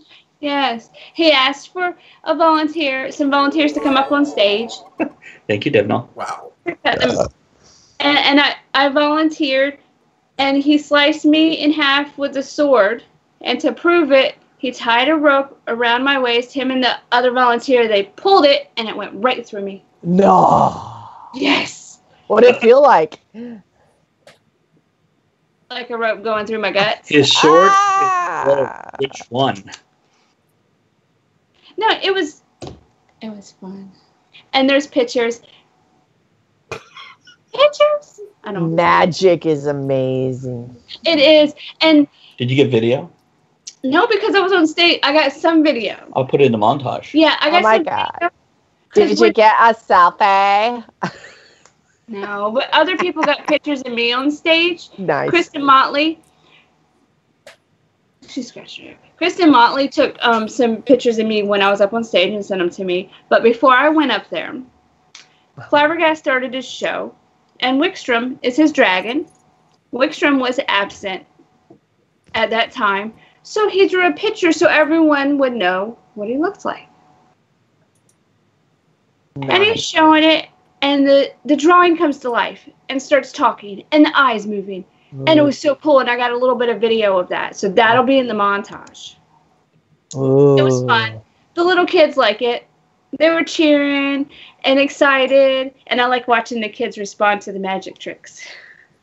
So, yay! That's cool. I know. Your turn. My turn. What was the dragon's name? Wickstrom. Wickstrom. All right. Your turn. Okay, my turn.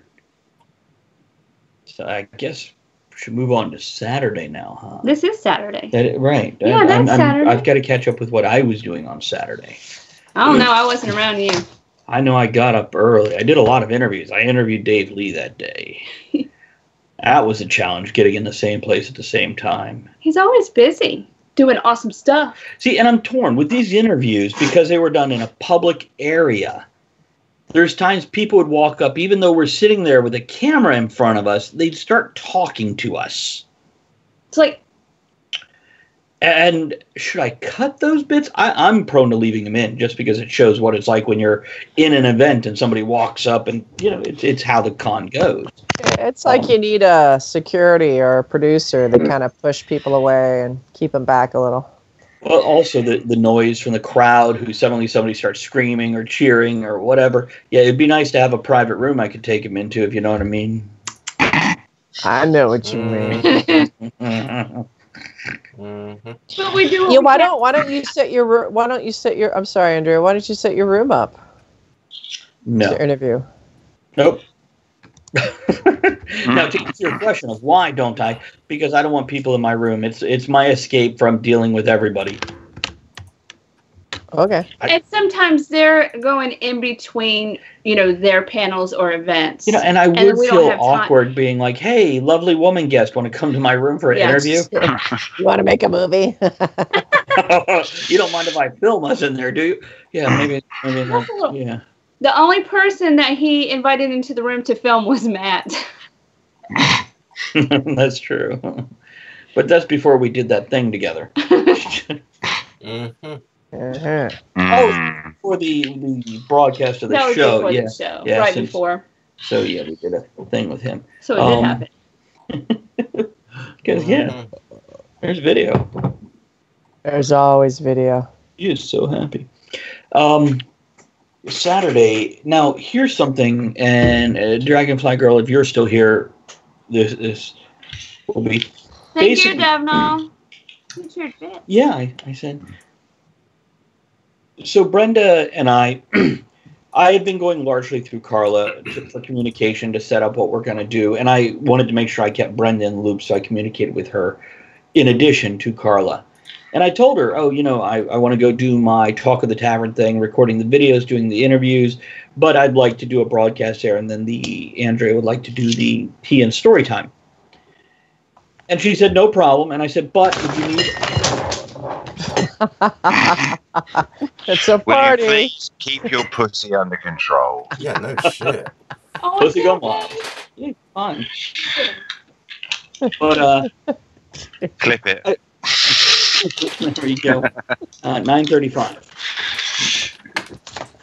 So I told Brenda via email, but if you need other help, let me know. I'd be happy to pop onto a panel or whatever if you're short a person. Apparently my communication skills via email weren't very concise because Brenda then, I get there Friday morning, I download their app, and I'm like, oh, look, it could show me my own schedule. I was set up for 10 different things. I'm like, oh, goodness, I'm not going to have a chance to do any of the stuff I was going to do for Talk of the Tavern. So I went and found Carla, and I said, Carla, here's the deal. And Carla went, well, this panel has 6 people. You can skip that. I'm like, okay, I'd like to talk to Brenda also so she knows and I'm not stepping on toes and just cutting her throat here. And Carla's like, okay, I'll tell her also. I'm like, great. It took me till Sunday morning to track Brenda down. She was that busy doing stuff. Like, we get an occasional message from one another. And finally, Sunday morning. She's like, I'll be here. I get there. No. Christian's called. Whatever. She's working. Working it. Well, it takes a lot to run a con. No, she snuck off. She's gone. Oh, well. But, so, yeah, out of the 10 things, now 2 of them were the Talk of the Tavern things. I only attended 2 of them, and those were on Sunday, which is a good thing I showed up for the last one, because the way that went is it had like 5 people on that one. Well, maybe I can skip out. But I'll go. Good night, Gene. Have a great night. We'll see you later. Thanks for shaking your bits at us, love. Yes. But the last one, apparently one person left the night before. Somebody else had to take one of the guests back to the airport. Another person was going to be late. I almost didn't show up at all. That would have left one person up there by themselves. So I did show up, and the guy who was going to be late actually showed up on time. And the person who had to take somebody to the airport showed up 20 minutes late because they got back. So it ended with 4 of us. It was still pretty good. There we go. Now, I remember that name. You've been here before, haven't you? Okay, I am drinking We're glad Jameson. you're here. We are. We know your name. Like Cheers, but it's because it's printed. So, can I just call you Dora? That might be easier.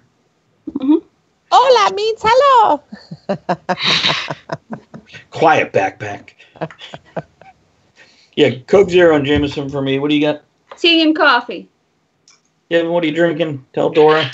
Coffee, yeah, strong black coffee. Black. What do you got, Elizabeth? Bex. Yeah. Which is almost gone. Yeah, it is. Switch to my tea. Oh, that's right. Okay. Yes. I know who you are. I remember. I tell you what, you know how some conventions you get home and you feel like you had this very rough 2.5 days or whatever. In other conventions you get home, you're tired, but it felt like you were gone for a week because it was a great vacation. This con was the second kind. I have to talk about that. Oh, you want to talk about that now? Well, you can talk about your interview and stuff. Yeah, go ahead. Elderberry wine. And I will... It's wrinkly berries. No. Okay. Because the interviews will be up on YouTube, so. Well, he interviewed Claire Kramer, which was one of the media guests. She was on Buffy. Cool, I know that. But she was in Bring It On. She was one of the cheerleaders. I really like those movies. Cool. Choreography for the win. Yeah, I love choreographed stuff. But... And I did a little bit of research, and she's a director, and during closing ceremonies, they showed a little bit of a thing that she's directing. I'm very excited to see it when it comes out. It looks really good. What is it? Joyrider? Joyrider. It's about an amputee who does bike racings with a hand-cranked bike, and it follows his journey. Looks awesome. Okay. Because we were working. Sunday's my day to go spend money and do what I want to do. Look at this. Oh. Picture. I'm like, pick your favorite picture and sign it for me. And I'm very happy. And I got to talk to her a little bit, and she's a real person. Oh, really? Cool. Yeah. Well, you know how you like characters or you like an actor and you have this big thing of them built up in your mind, and then you meet them. And well, that's how it is for me. And a lot of them I don't want to meet because I'm worried it'll ruin that illusion. Not with her. She's super nice. She talked about her kids, and it was just really nice. She's going to lay on her face. Don't lay on that. All right. That's good, because it is unusual when for those people who are new tonight or haven't followed the show for a while. Years ago, I used to work in security, so I've met a lot of famous British people. And by and large, they're generally a lot more mundane and underwhelming, and they're just like any other ordinary Joe in the street. It's the hype in the media around them a lot of the time. And occasionally you'll get one like you're describing where they actually genuinely are the person that you see portrayed. They have the same vibe, the same feeling that you would get watching a music video as talking to them in a corridor at Earl's Court. So, but it is unusual. And I'll say this. Even if they're not like that genuinely, they're an actor. And they're there to meet their public. Mm-hmm. Yeah, even if she was faking it or whatever, it was still really nice. And yeah, because we've met other people who they are just a sourpuss and a downer, and they're doing nothing but complaining about wanting to go back to their room and can we get this done and over with. And I'm kind of like, you know what? You were paid to be here. Mm-hmm. These are your fans. Fake it and then go back to your room and bitch. She seemed excited to be there and meet everyone, and she was out doing things instead of like locked in a room. So it was really nice. So yay, Claire. Hold on, I want to see if Cursing Dog and Drops him is still here. Cursing Dog bailed on us. Well, you know what happened. Well, curse him, the dog. But we still have Chromatic with us, and that one name who they haven't spoken, but God, I love that name. I know, it's great, right? I don't know who they are, but begins with a B, ends with an A. Now you know who you are. Bob Black Sheep. Throw your bits. Throw your bits. Throw your bits. That is great.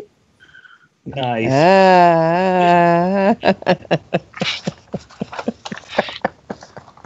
Oh. No, you're public. Oh. There's something I want to talk about with MystiCon. Right. They pick someone to give a scholarship to each year. Mm-hmm. And it's in the book. I didn't really read much about it. They do an auction to raise money. And the scholarship winner was Maggie Draper.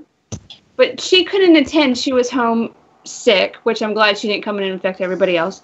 But they raised over $5,000 for her. Jeez. Awesome. Yeah. So how do you get a scholarship? What's the qualifications? I don't know. I never really applied, but she's in here. She's in the book. I'm not exactly sure on that. Oh, well, she looks that up. I'll show you this. So Sean Durrington, he did the cover art for their book. Oh, cool. Nice. So when I interviewed him, I had him sign it for me, and he drew his little monster in there. And then I had other people sign this thing, too, because I figured, hey, I've got one. I figure I might as well keep the whole book instead of tearing the cover off. So, hey, Longwood, in my mouth. Longwood in my mouth. Longwood's in my mouth. Okay. Great to have Longwoods in my mouth. Thanks. Following Longwood in my mouth. He just likes saying it. I hadn't even noticed, but good evening. Okay, to answer your question, I guess they have to submit something, and she submitted, I believe, the sampling of her writing. She's a senior at Staunton River High School, plans to attend Hollins University in the fall. She likes writing, drawing. So I'll have to look into that, but they support education and they help someone go to college. That is awesome. That is really neat. I think that's great. On a side note, so when having decided other people should sign this, I turned first to Rich Siegfried, Podcasting's Rich Siegfried. And he signed like in 5 places because he's on like different ads and whatnot. So this one says, no, not as good a broadcaster as you are, yes, so-and-so, and he signed Rich.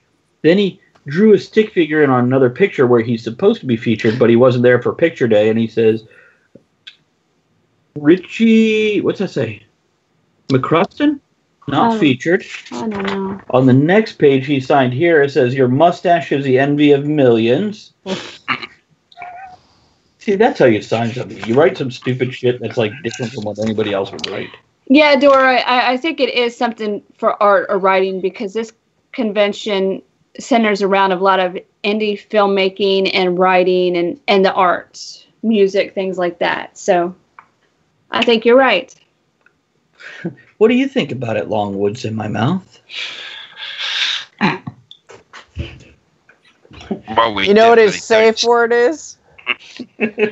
Timber. Wow. I thought he just said that with what's going down. See, and I always wonder, is that somebody I know really well, or is that just some weirdo? If it's in your mouth, you better know it really well. You know really well That's are true. Our weird. weirdos. Yeah. Nobody in this crowd. That's right. Okay, so Saturday we also hung out with the music crowd. What I miss? Oh. Oh, God. Longwood hung out. We hung out with the music. They had their music. What do they call it? Music guest? Extravaganza or something like I don't that. know what you're talking about. And they had a great lineup. First they had Angel Metro, who DJ'd, and one of the skilled DJs, as opposed to here's your next track. Not anybody can just spin and mix music. It does take talent, and she has the talent. This is why when I first started doing the show, people are like, "So you're a DJ?" And I'm like, "No." And they're like, "Well, you put songs on and tell them what's next." I'm like, "Yes." And they're like, "So you're a DJ?" And I'm like, "No." Because I've known DJs that can. There's a skill to it. There is. And if they're really good at it, it doesn't seem like it takes any effort. Anybody could do that. No, not anybody can. And followed by that was the Valix. And they had a great alto female vocal lead, very Stevie Nicks type feel. Some good 80s metal go into it. Yeah, not the hairband 80s, the other good metal from the 80s. And the last one's actually reminding me of Queensryche, and that'd be Bella Morte. Nice. Yeah. That guy, the crowd, he was a puppet master, and they were all on strings. Certain hand movements, and the whole, 20, 30 crowded up against the stage would move in unison, either jumping or bouncing their heads. I'm like... All he had to do was just something, and they would follow. It was great. Yeah, if he went like this with his head, boom, they're all doing that with their head. If he did this with his hand, they all start jumping up, and it was incredible. He worked that crowd like some line from a movie that I can't remember. The Freddie Mercury effect. He did great. And then I'm staring at the younger females crowding up against the stage thinking, huh. And then I was measuring the crowd because you had like clouds in the sky. You had weather bands of people. It was great to watch. And the forerunners were a certain type of person. And then the second to fourth row would have a smattering of males behind the crowd of females up against the stage. And they were they were almost like the sharks amongst the school of fish. Yeah. Just trying to figure out which one they could pick out. And then you had a furthering back, which were the people enjoying the music who were just kind of dancing, but they're not there to pick somebody up. And then you had this other row of older males who none of them were close to each other. They were all like 4 or 5 feet apart from each other, but they were in a semicircle around the whole thing. Kind of like that person waiting for one to make a bolt that they can go at. It was weird, but fascinating. Okay, now the one you got to look for is the one in the middle of the group that's jumping up and down, going crazy and bouncing off each other, and he's just standing there smiling. There was one. There was one. Yep. Yeah, there was one. You know the one I'm talking about? Yeah, I do. Yeah. I can't remember what they call those, and they get off on just being touched in public. And you always tend to, and they basically are aroused and rewarded by getting touched like that. And you always find them in crowds and events. Uh-huh. Then there were the outliers who were further out than that outer ring, and they had like the glow poi that they're doing, and they're taking up like 8 feet of room. The ravers, basically. Who are like trying to peacock in a corner and draw the attention away from others. And yeah. They're either on acid or ecstasy. Yeah, they're a lot of fun. It's possible. It's possible. Well, and what I liked about the crowd is it wasn't just the young teens, 20s. There was an older crowd. I mean, we're older crowd, but I mean, there was an elderly crowd. Yeah, elderly crowd, and they were there dancing, enjoying stuff. It was, oh my god. Yeah. There was a woman that had somewhere between 60 and 70. Good for her, man. Yeah, absolutely. It was great, and everybody was having fun, but my ears were ringing until this morning. Yeah, I'm not in my 20s anymore, so next time, earplugs. Yeah, I told her I've got plenty of those. We'll bring a set and pocket them. Because I wanted to stay, but even outside, you could still hear the music. So I like to people watch, so. When we went out and saw somebody we knew, and we're talking to them, I'm like, and if I'm yelling, it's nothing to do with alcohol. It has to do with coming out of that room right there. So sorry. We did see, Hercules, Disney's Hercules. Somebody was dressed as Hades. Oh. He looked great, and he did the voice and the finger guns. And his wife was Hellboy. Yeah. No way. Nice. I know her. She's a belly dancer, great performer, great makeup artist. I love her makeup stuff. They'll be in the montage, too. I did a short video. They're both leaning against the wall, kind of ignoring each other, and then she puckers up and rolls her head towards him, and he rolls his head towards her, and they give a little smooch. They're so cute. Adorable. Then I have a short video of Wolverine sitting at the bar. It's a blue and yellow Wolverine outfit. My favorite classic Wolverine. And he's got his brown beer bottle, and he takes a drink, and I come around him, panning around him, and he lifts his one hand up, and he has one claw up. And he's laughing. Nice. It's great. Looking forward to putting that together. It's we're coming up on the 10 o'clock hour, third hour. Third hour. Wow, third hour moment. And then it's free for all. I just want to say, as an observation to Elizabeth's comment earlier, I reckon the people at the back of the room swinging poi are definitely on ecstasy, not acid, because acid and speedy hand-to-eye coordination do not generally mix. Well, I don't think anybody there was actually partaking in illegal substances. They were just having fun. I could definitely speak. How would you know? No, there was definitely people having pot, because you'd walk past them and go, oh, there that is. Those are probably the people that are from other states where it's legal. I will say nothing other than I live on a small island and we make our own entertainment. I live in New York. If you don't smoke pot, you're getting high from the contacts. Definitely rocks. It's everywhere. Is New York one of the places where they've made it legal now? Not officially. No, yeah. They've minimized to where people say, well, you can only have up to an ounce. And I'm like, Jesus, an ounce of pot is a lot of pot.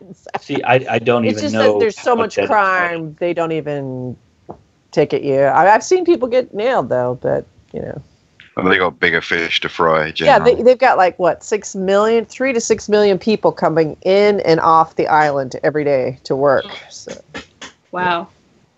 They don't give a shit. Now, Oregon, it's legal. California, Oregon, where else? A lot of places. Colorado. Where they were selling those Girl Scout cookies. Yeah. See, I wonder if in businesses in those areas, if they still can fire you or give you shit Yes. if you come up positive.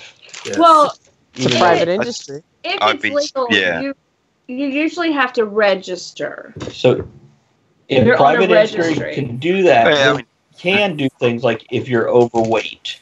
I Well- don't know if it would be different over there, but if in this country, it will be on a company by company basis, because at the end of the day, the company has a right to, as long as they're not discriminating, to write their own policy about who they do and don't employ. The reason why they could still fire you, Travis, is because technically, even though these states say it's not illegal any longer, it's still illegal according to the federal government.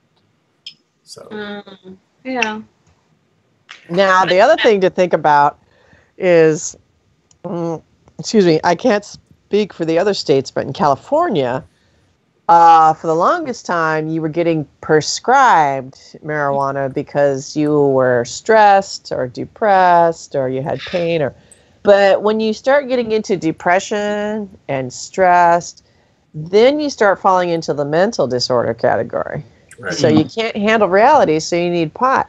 Well, then, once you're under government regulation in terms of insurance, or if you're interested in purchasing a firearm, suddenly they have things to say about that. Or maybe you can't drive anymore, or maybe you can't, it's a very, I don't know, risky thing. Just, if you need it, buy a bag and keep the government out of it.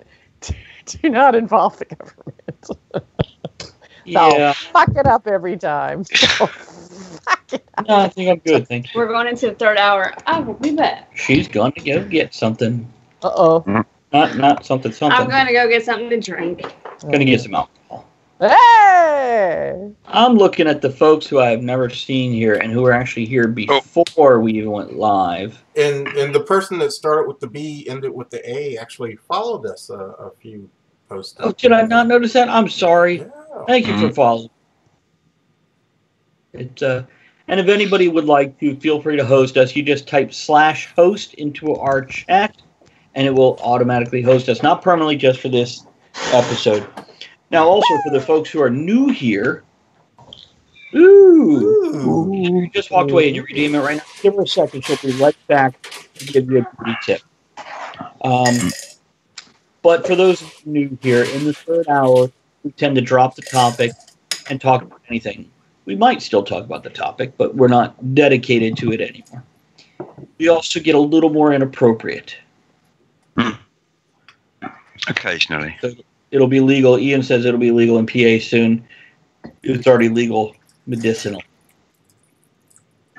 I know part of the Virginia General Assembly just passed. I don't know if it passed in the other part or not. Medicinal oil, cannabis oil, just passed in Virginia. Really? Yeah. So just like last week? It was a week or two, yeah. Well,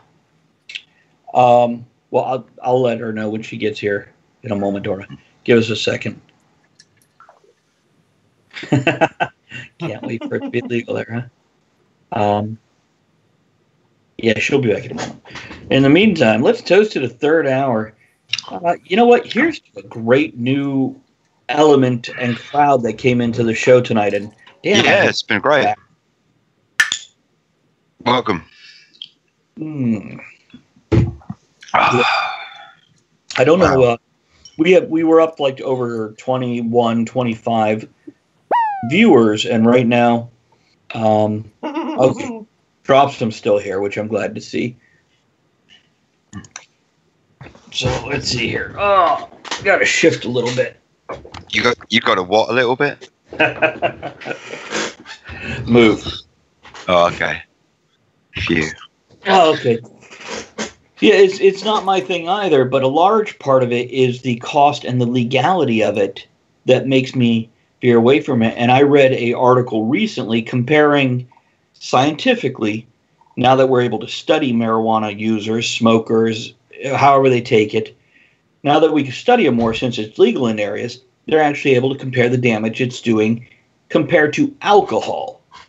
And apparently alcohol is far worse for you. It just, yeah. So, and I'm not saying, don't drink, smoke. I'm just saying. Here's the alcohol. Yeah, here's the science. We have somebody redeemed, Carolyn there, Dora, redeemed a beauty tip. Should have something after this weekend. Well, there's a cat, on my paper, so let me just go by memory. Here's a couple of them. If you take an antihistamine before going to the gym, it reduces the redness and puffiness that you get when you leave. Okay. Beauty tip number 1. That's good for anybody. I really wish I had my notes because I can't think right now. And by the way, she said sending you some makeup to review. She sells unique makeup. Yeah, we discussed that. I told her some things that I'd like to try, and I will be doing that. Wait till you see the review for that. Oh, yeah. Because it's not just for the ladies.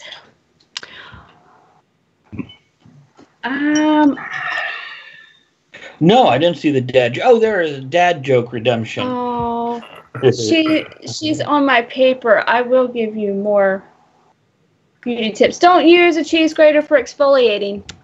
There you go.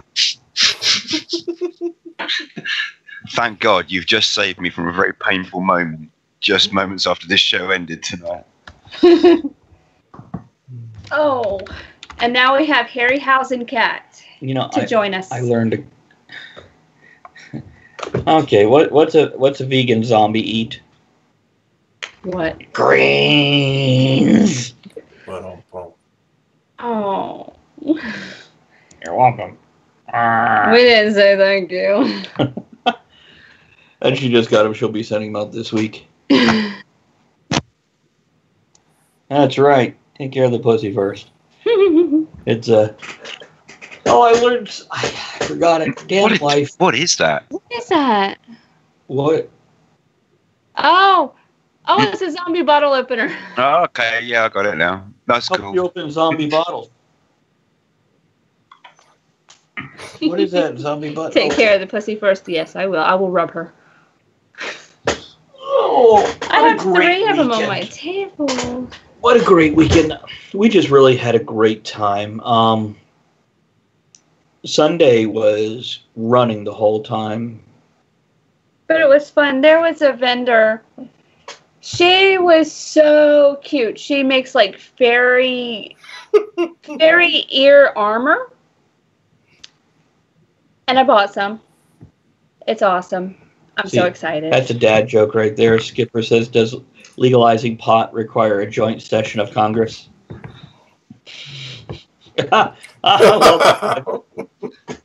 Yes, to be blunt.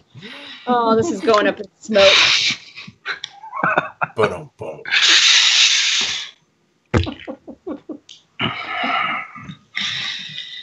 I've got jokes, but they're horrible. They're stretching. Oh, I think I put a bit too much rum in there. Did you? Uh-huh. There's no such thing. Using the money from marijuana legalization to pay for road repairs, Operation Pothole. Oh, Dora. That's funny. I think everybody here has already supported the Kickstarter. But if you've already supported it, thank you very much. Appreciate that. Or if you're watching later on YouTube, click like, subscribe, and check out the Kickstarter. Really? Okay. We have a couple days left. So hold on. Yeah. Yeah, share it. Do me a favor, grab that link I just posted, go share it.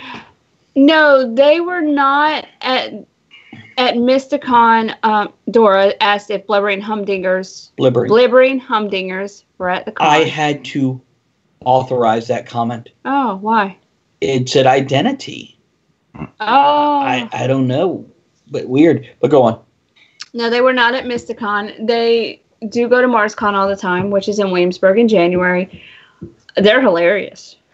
But they were not at this one. Yeah. Dora, the reason that comment was moderated, according to their algorithm or computer or whatever, is because there was something about identity in there. So I don't know if Harat is a name, and I don't know. I don't know. What the hell that means.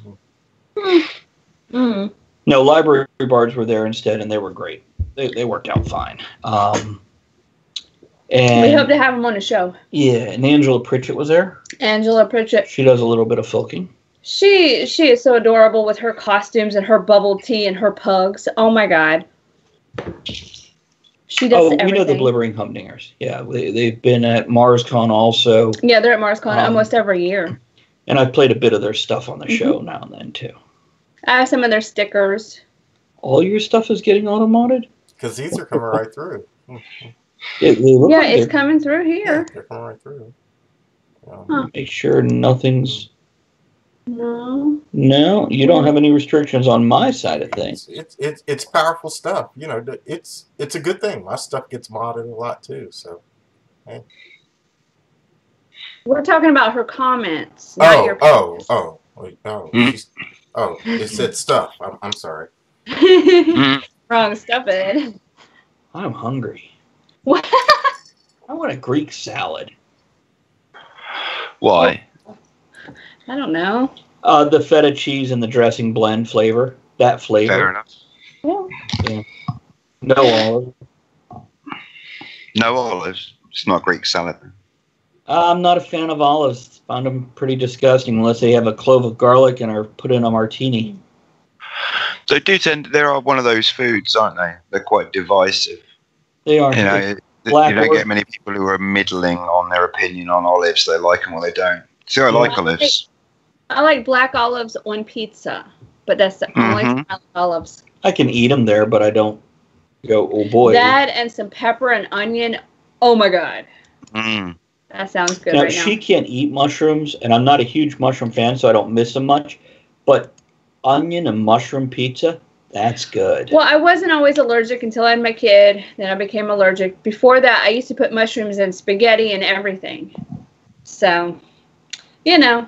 Hey, Ed. Yo. Any questions or comments about the whole MystiCon thing?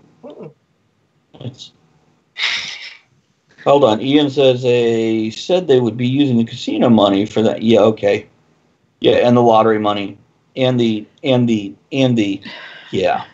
Yeah, the lottery money here was supposed to go to help schools. We see how well that happened. Thompson, you're leaving. Thanks for hanging out. Don't forget if you need a patch. Did I give you a patch to con? You did. Oh, okay. Before we left. And we should see you in August. Yeah. And we should see you next Monday. Yeah, well, that too. We'll see you on the show, but to actually in person. Did you share the Kickstarter link, Dropson? We should. I don't know if Elizabeth is watching a sitcom or we're just amusing all of a sudden. I just realized I've been sitting here for like 10 minutes and no one has responded to anything I've said. I'm like, oh, you rotten bastards. Your mic is off, isn't it? Mic off. Stay pretty. You're still a bunch of bastards, but now I still love you. Dora, I found the pipe on eBay. Yeah. That's where I have two of them also. The vaping pipe. Yeah. I have two of them. They're actually back here on this side. But usually the camera's turned more so you can see the Talk of the Tavern signs. Isn't vaping like worse for you because you inhale even more? And I inhale a whole lot of water. Yeah, it's bad for me. It is when I'm swimming. It's very bad. Have a good night, Dropson. We'll catch you again next week. Or harass Good night, Dropson. Facebook or something, buddy. Do you have a fear of dry drowning? And if in 20 minutes you're not asleep, come back and harass us. But then again, if you're going to smoke something, you know it's bad, so what the hell?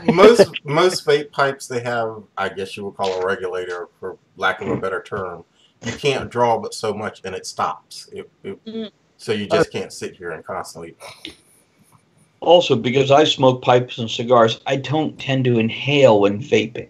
Maybe Ed does, but I don't. I don't know. I was, I visited a friend, and I see vaping all around, but I was outside the LA airport waiting, and there were a couple of people smoking, fine, whatever. But then the vapors came by, and it was just billows. Ego cloud, yeah. I don't know if any of you saw it. I put a meme up the other day that said conversations about smoking these days, and the smoker, excuse me, I'm just going to step outside. Hi, healthy people. Sorry, I'm just going to go over here away from you guys, and I'm ever so sorry about this. And then the vapor is, behold, my cloud of righteous pineapple.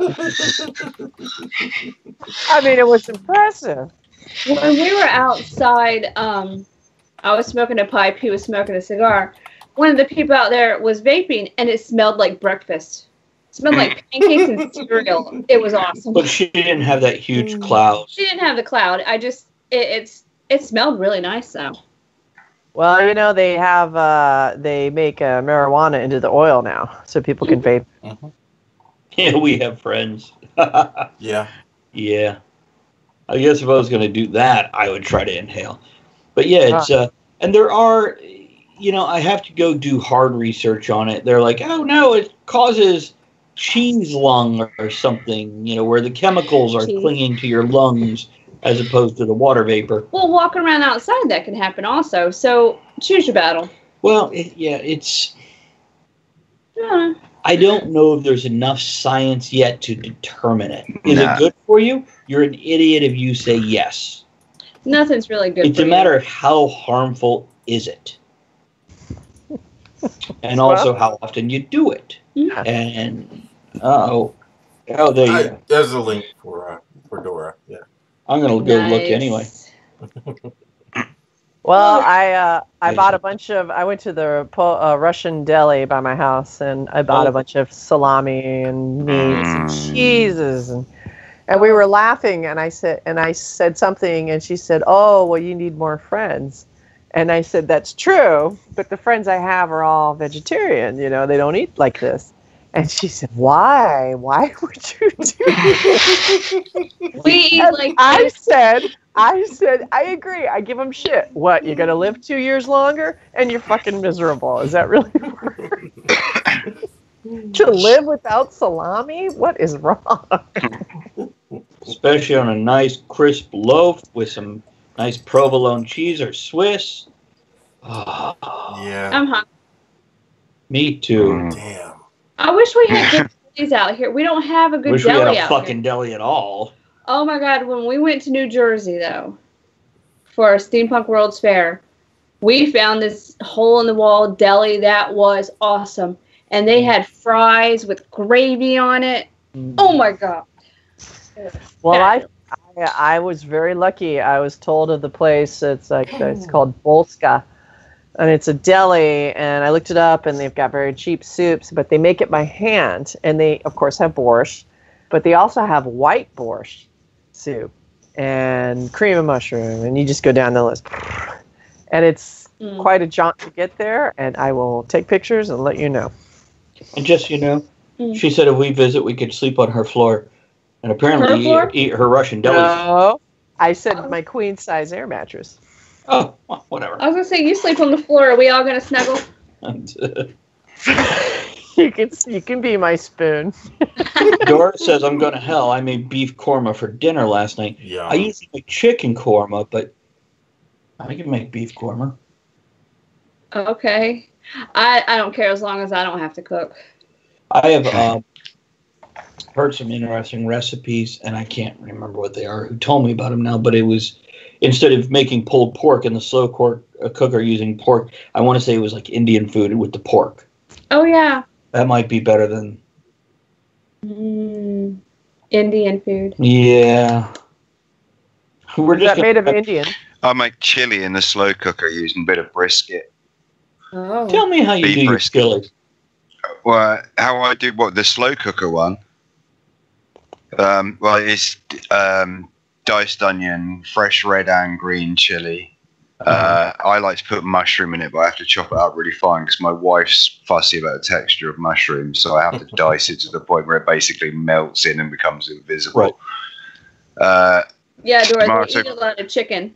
fried tomato puree. So I fry the tomato paste. It's basically like a thick tomato paste, and I fry that in a frying pan first because we never fried it. Could I do that with fresh tomatoes? Yeah, I put fresh tomatoes in as well. I said tomatoes. You're gonna stop that. Tomatoes. So what I'm saying is, I have we keep cans of crushed tomatoes or tomatoes, and we use it for whether we want to make our own fresh tomato sauce or spaghetti sauce or marinara or stews or anything. Yeah, it's so useful for a half dozen different things right off the top of your head, and even more for a second. Yeah, you can use that definitely. And then fry it up a little bit of oil, or just straight in the pan. Yeah, I tend to do that with the paste a bit. Or you could do it with wetter chopped tomatoes as well, but you're going to end up boiling a lot of the liquid off, so you may need to balance the liquid out if you do that. But with the paste or like a puree that you get in a squeezy tube, I'll fry off about 10 or 15 grams of that as well. Just because it's really, really intense. It's a concentrate, so you get that really sort of make sure you don't end up with that horrible watery tomato-ness when you get the moisture coming out of the beef as it cooks. You don't want to water it down too much. So you kind of almost start off with a tomato sauce that will be too tomatoey, and then as you get the extra moisture from the beef cooking in it doesn't dilute the flavour of the tomato too much. Yeah, chuck all your chilies, bit of chili powder and stuff in there, and then the key is to cook the brisket in a lump in the slow cooker, in your tomato chili sauce, and then once it's cooked at the end, you just use a couple of forks and shred it apart. Right. So rather than being the sloppy, runny consistency of a chili that's made with, do you think I could use a chuck roast instead of a brisket, or is the brisket add a certain flavor? You can use any kind of cut of beef that's going to be fall apart tender. And to be honest, if you put it on low and you use your slow cooker for a longer period of time, you can achieve that same result with almost any cut anyway. Okay. Go ahead. When you're done talking about food, I have something to say. So you said green and red peppers. You talk about bell peppers and. I will put a little bit of red pepper in mine. I don't tend to use green too much, but green and red chilies, fresh chilies, I use. So chilies. Here's the problem. We live in an area with a lot of Hispanics, so when we go look for green chilies, there is 7 different fucking kinds. That depends. This is the thing with chili. Essentially, chili is a dish that was designed for the using up of leftovers in the same way that bolognese was, and a million other dishes you can name all around the world. So really, what chili do you use in a chili? Well, how hot do you like your fucking chili? Good enough. If you don't like it too hot, don't go putting Reapers or whatever in there, or Nagas, because you're going to regret it. I might put fresh jalapenos in there, or just some of the more mild peppers. Yeah, that's it. You don't have to make a chili so it burns the back of your arse off the following day. It's down to how hot you like it in the first place. Ew. Well, we're down to 10 viewers now. We are. I wish everybody's going to bed. Well, speaking about Indian food earlier, we talked about this before the show, and we were going to wait till we were on air. He was trying to speak in an Indian accent.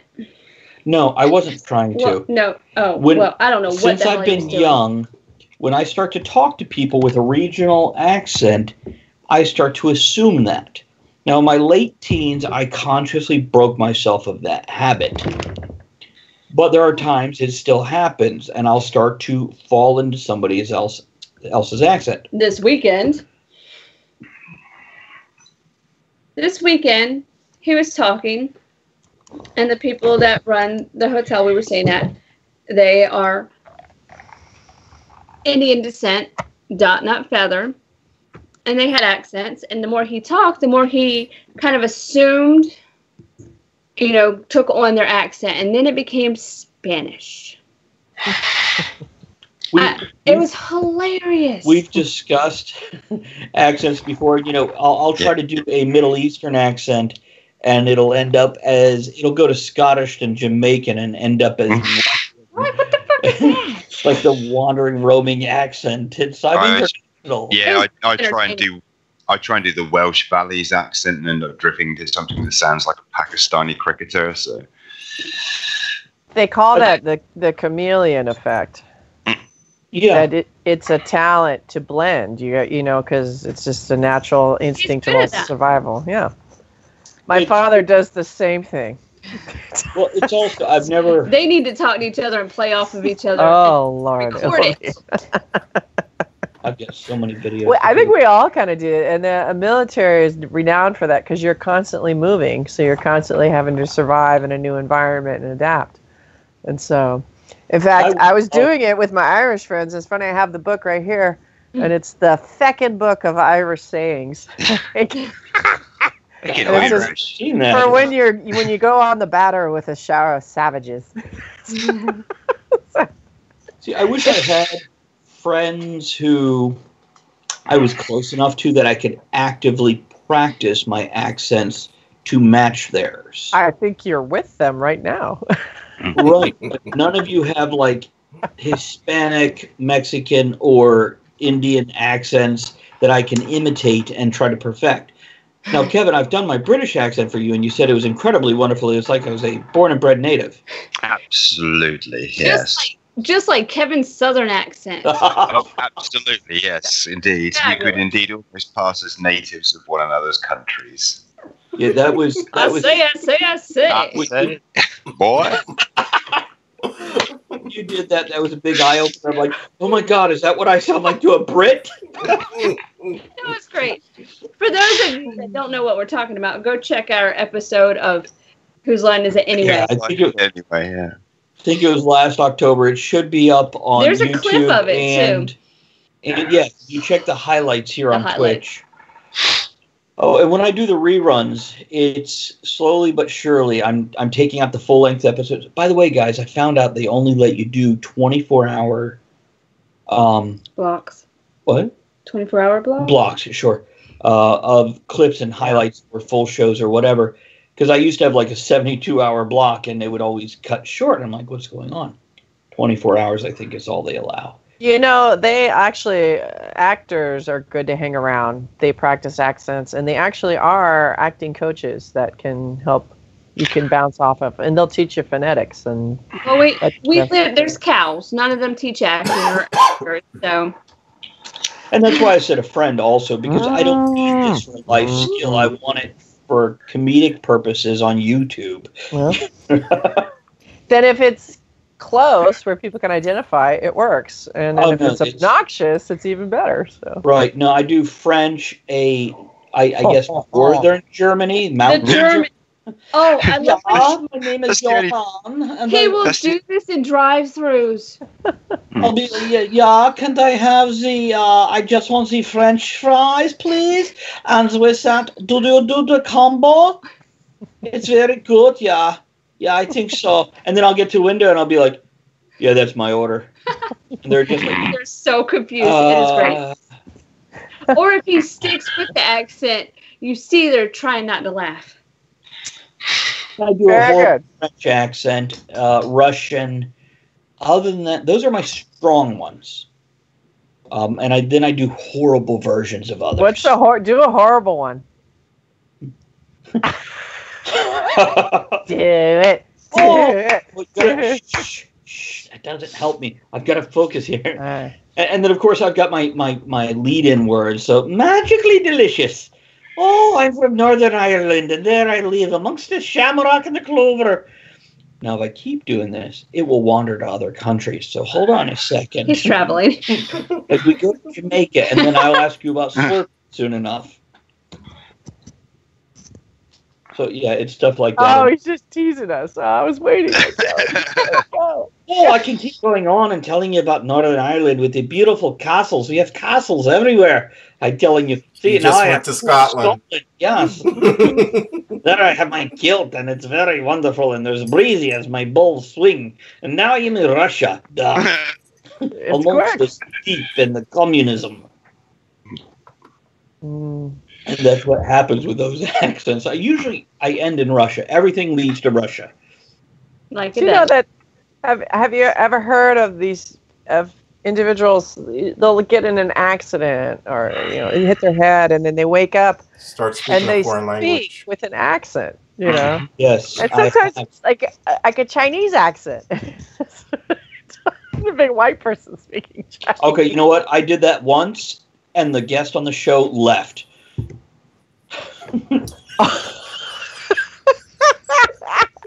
course, Kevin also said the word goop. So between things, Whoops. I mean, they just turned you off, and that was it. You know what? Ask us off air. Let's just leave it. We've told you about it before. Fantastic. We were on mute when we were talking. She didn't hear shit. To the few folks who just walked in, we're a horribly inappropriate, terribly fun show. And we're in the third hour. So yeah, we've had a few drinks. We're in the last hour. We're rolling towards the end. So if that is not your kind of humor, stick around, and we'll upset you in a few minutes. But tell your friends, it's all right. That's right. You'd be like, these assholes, they're pissing me off. And they'll all come over and be pissed off too. We love you. And you can tell people like Ellen's show and Howard Stern. Joe Rogan. Tell them all we're assholes. We should be on their show. Just tell them they suck and they need to check us out. Don't hate what, Elizabeth? Don't hate me because I'm an asshole. Oh, I have a patch for that. But yeah, Elizabeth, we talked about you to not just everybody, I talk about you all but the people that it seemed like it would benefit you if they heard about you. Oh, nice. Well, and I talked about you anyway because damn pickles are awesome. Pickles! But yeah, she was giving away your sticker. See that? We get that patch. Oh, that's fabulous. Fabulous. You know your little Velcro patch on your hat there, Ed? Yeah. I feel like, you know the pork pie I wear on the show sometimes? Pork pie. I feel like I should put a Velcro thing there so I can put different patches on it. You could. It could happen. Ham. Smithfield. Smithfield ham, baby. Ah! Nice. And if you go the other way, it says meh or wah or nah. Wah. Wah. Eh. Wah. Okay. Here we go. Oh, Lord. On Facebook the other day, I saw somebody post. Yeah, I gave those away to people. Tell me what they posted. Tell me. Oh, I was wondering if you're going to interrupt me enough I didn't have to tell the story because I'm debating if I should even speak about this shit. What? Post. Oh, boss. No, I thought maybe she writes those for Tanya. Is that better? Is that better? Russia. They speak the Russian. Bloody good. So they posted people born between, 95 and 2001 are neither millennials nor Gen Z. They went straight to Gen Z. I don't know where the fuck Gen Y went. Why ask why? Why ask why? But you know what? For all you millennials out there fucking boo-hooing and crying that you've got it rough, look, I moved out when 16. I wanted to move out. I worked 3 fucking jobs, tried to put myself through college, couldn't afford it, had to pay my own rent. Don't tell me you don't have fucking opportunities. There are more people in college. Go ahead. They're crying that they can't afford to move out of their parents' house. A lot of us did not have a choice. They're like, get the fuck out of my house. And then we had to do. And worked 3 jobs and still went to college. Fuck you. Quit your whining. Whatever generation you are. That's a public service announcement of the week. That was. The rum is kicking in. Is that Elizabeth? I see the rum is kicking in. No, I just can't talk. When I saw that Organization of America. The more I whine, the more I suffer, the better I am than you. I guess they are, Dora. And by the way, Ian says he picks up accents, says he travels. Fucking sickness almost as bad as my inclination to identify tartans when I'm around a lot of flannel. It's also creepy for kids with their whoobies. Stop it. Well, it's like I told a student today when he looked at me and he said, I'm bored. And I said, well, that's your own damn fault. True story. Right there. Work's not here to entertain you. You hate when people? Is that the whole statement? I hate people I'm working with say I'm bored. Shut the fuck up. You're getting paid to be here. Find something to do. I am not hard on the millennials. I don't bitch about the millennials because I have seen a 16-year-old girl graduate high school at 16 with an associate's degree in college at the same time. There are some fucking awesome millennials out there that bust their ass, do the work, fucking go places. And then there's those that don't. Yeah. Yeah.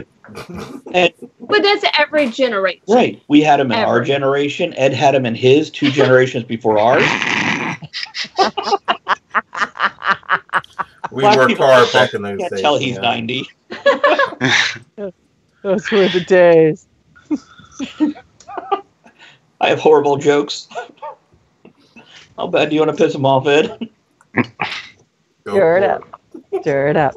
Stir it It's up. all the fried chicken and watermelon. It really, if white people ate more of it, Oh, I really they would like live longer, fried too. chicken. I know. He's making me fried I'd want some chicken. fried. Yeah, I that's one of the things I pulled out. I'm like, how about we have fried chicken this weekend? She's like, yeah.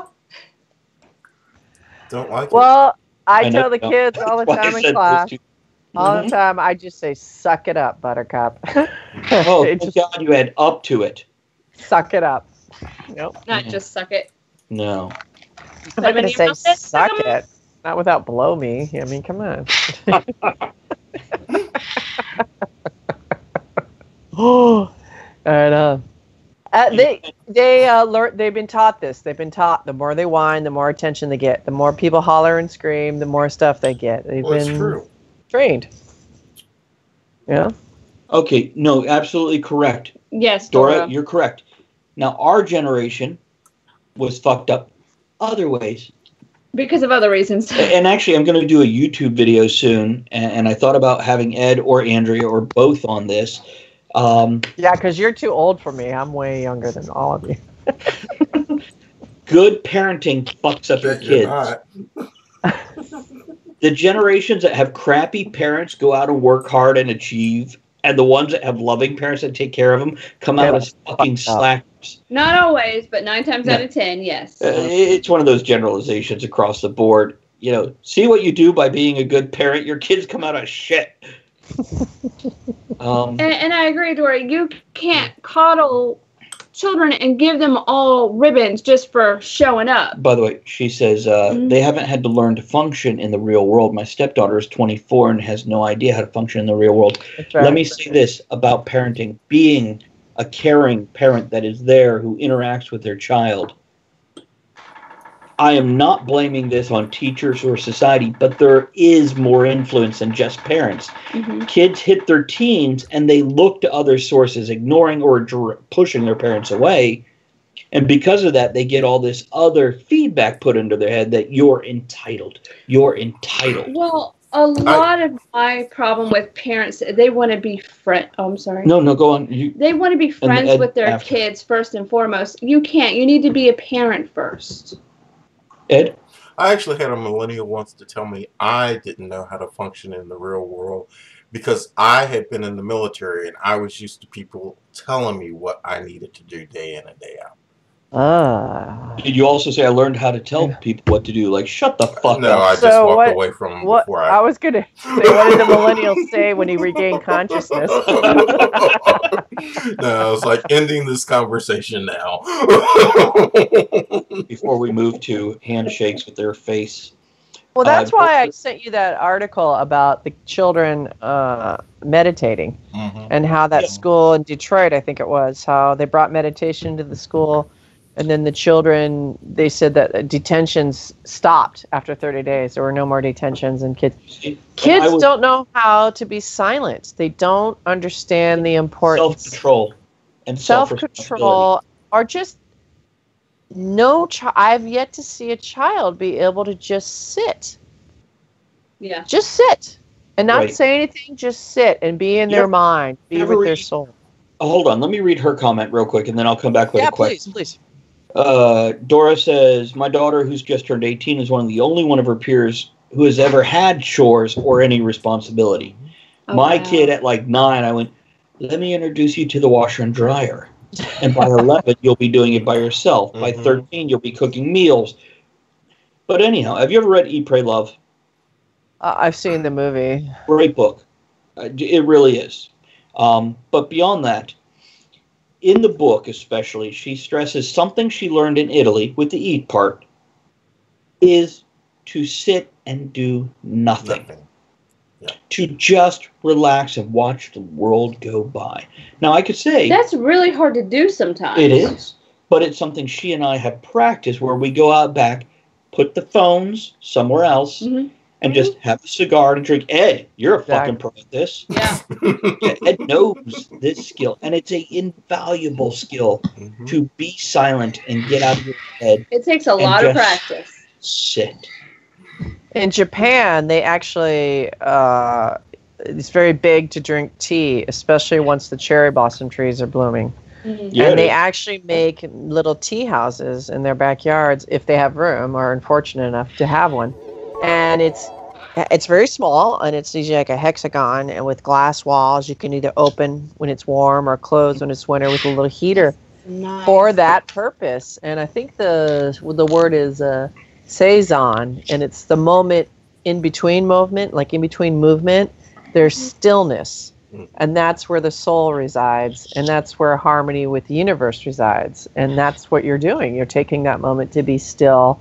The ego shuts off, and your spirit is awakened.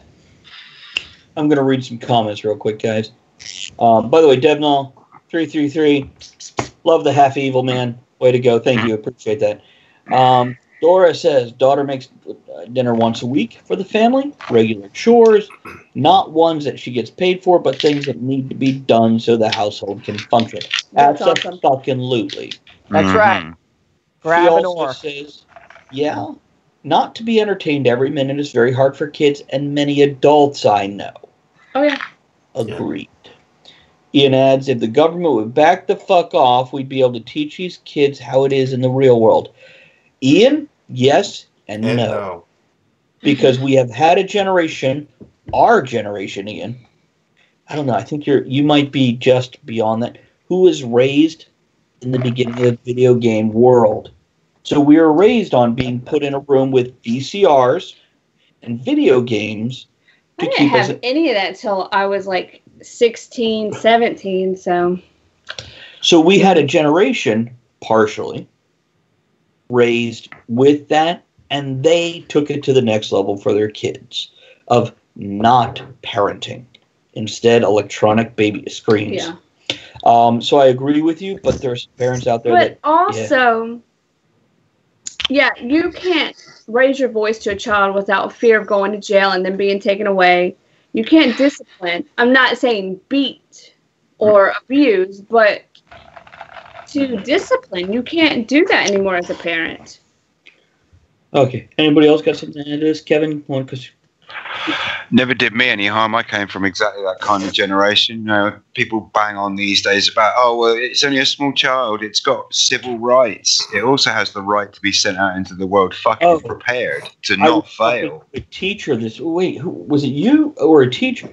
I was talking to somebody this weekend who mentioned they took away kids' phones in school, who then complained that was against their civil rights. It might have been Benton Spiker. Yeah, it wasn't me, so I don't know. I wasn't there. Because he's a teacher, and they said, these kids said, good night, Von Hegner. Have a great night. Good night, Edward. And get off your lawn. I'm sure you got opinions about this shit. It was kids going, you can't take away my phone. It's against my rights. What fucking rights? You're a child in school. What right do you have to have a fucking phone on you? Save it for break time. One of my girls, in fact, it was Queen Elizabeth today. I cannot believe that's her name. I want to beat her up. I'm sorry, I guess. Just refer to her as your Madge. Your Madge. You got it. Or Fraulein. She says to me something. She was misbehaving. She wouldn't stop talking, so I made her move her seat, and she didn't want to sit there. And she kept trying to convince me to have her sit elsewhere. And I said, the choice of where to sit is a reward for those. She wouldn't stop. So finally, I looked at her and I said very loudly, I'm not your mommy. I don't care what you think. Oh, and then that's the thing. Man. If you, and I'm sorry, I'm not a parent, but I've taught a lot of fucking kids, Night, and all I got to say is, good night, Devno. If they don't, at some point, yell at you and say, I hate you, or I don't like you, or you're not doing it right. Like, your job, I agree with Andrea, you're not their friend. You're supposed to love them, marinate them in love, and beat the evil shit out of them. My son has the added bonus of, if he doesn't want to be here, he bitches to his mother and doesn't have to come here. Yeah. Well, legally he does. And we haven't hit this point yet, but he has started pushing that where I've read texts on his phone to his mother where she's like, well, just tell him you want to be here because all your friends and activities are here. And I'm like, and he has 3 Fs while being there. How about that? That's right. You know, it's okay to say no. It's okay. You know, I have more friends that, you know, well, he won't eat that. And the kid's like 13. Yeah. Oh, he only wants this. I'm like, well, if he's hungry enough, he'll eat it. Yeah. Unless you're allergic to where it'll kill you. Exactly.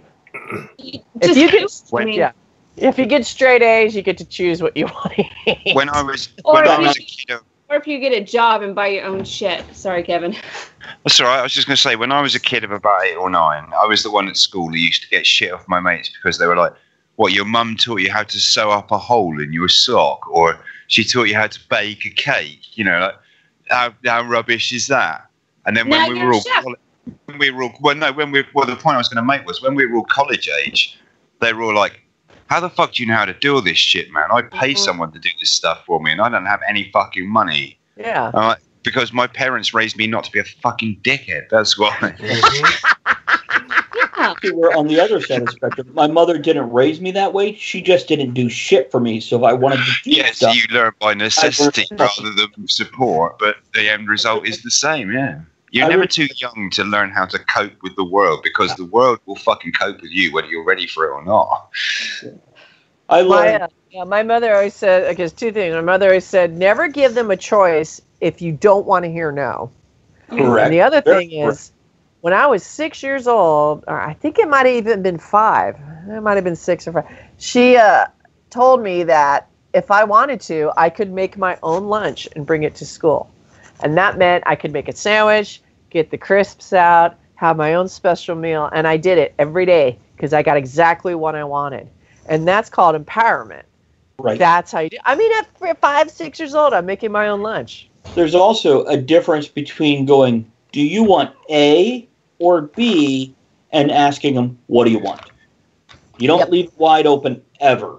Yep. You give them choices, but not everything. Because then they come up with what they fucking want.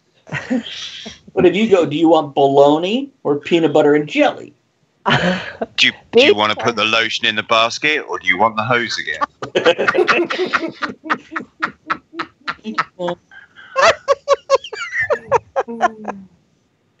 She rubs the lotion on its skin. Elizabeth, Gets the hose again. Say goodnight to Good night, the devil. What, the devil? Good night, devil. All hail. Good night, Devil. Enjoy that sunny summer weather there in Florida. Oh, poor Devil. He's getting up at 4 a.m., which is pretty harsh. Like in an hour. I'll be going. Well, yeah, I'll be going to bed up just after 4 a.m. How's the job going, man? It's going really well. I'm fucking loving it. Is it getting better? It's getting better. Yeah, I'm. It's genuinely. I haven't had a day yet where I didn't actually get up, and I haven't said this for some years. Actually, genuinely look forward to going to work. Cool. It's a good feeling. Do you know what? That in itself is worth more than any promotion, any monetary incentive. Just the fact that my job doesn't suck ass.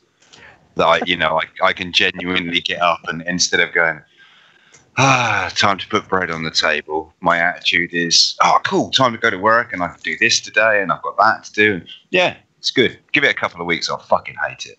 Hey, if anybody's still listening, share that link I just sent. Go click on it.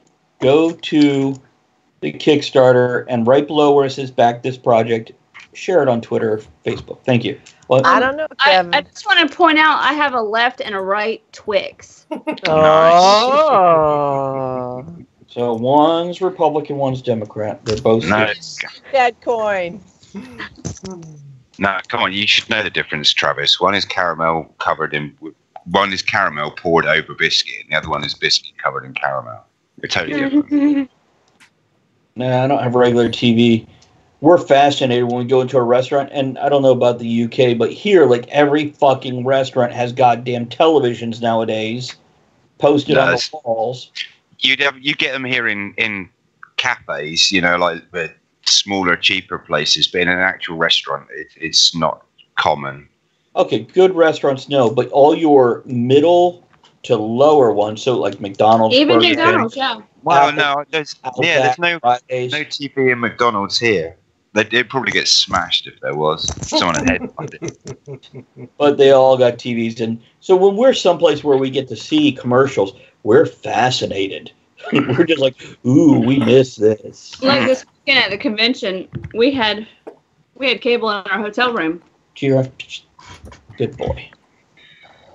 I don't need him walking on the. See, he just posted. That's my cat. Ian, you're bailing too, man. Fine. Ah, not Ian. We're gonna have like Not us Ian. and the box left. Good night, Ian. See you next week, buddy. Or There's still people left. You're welcome. Who bails with 15 minutes to go? Mm-hmm.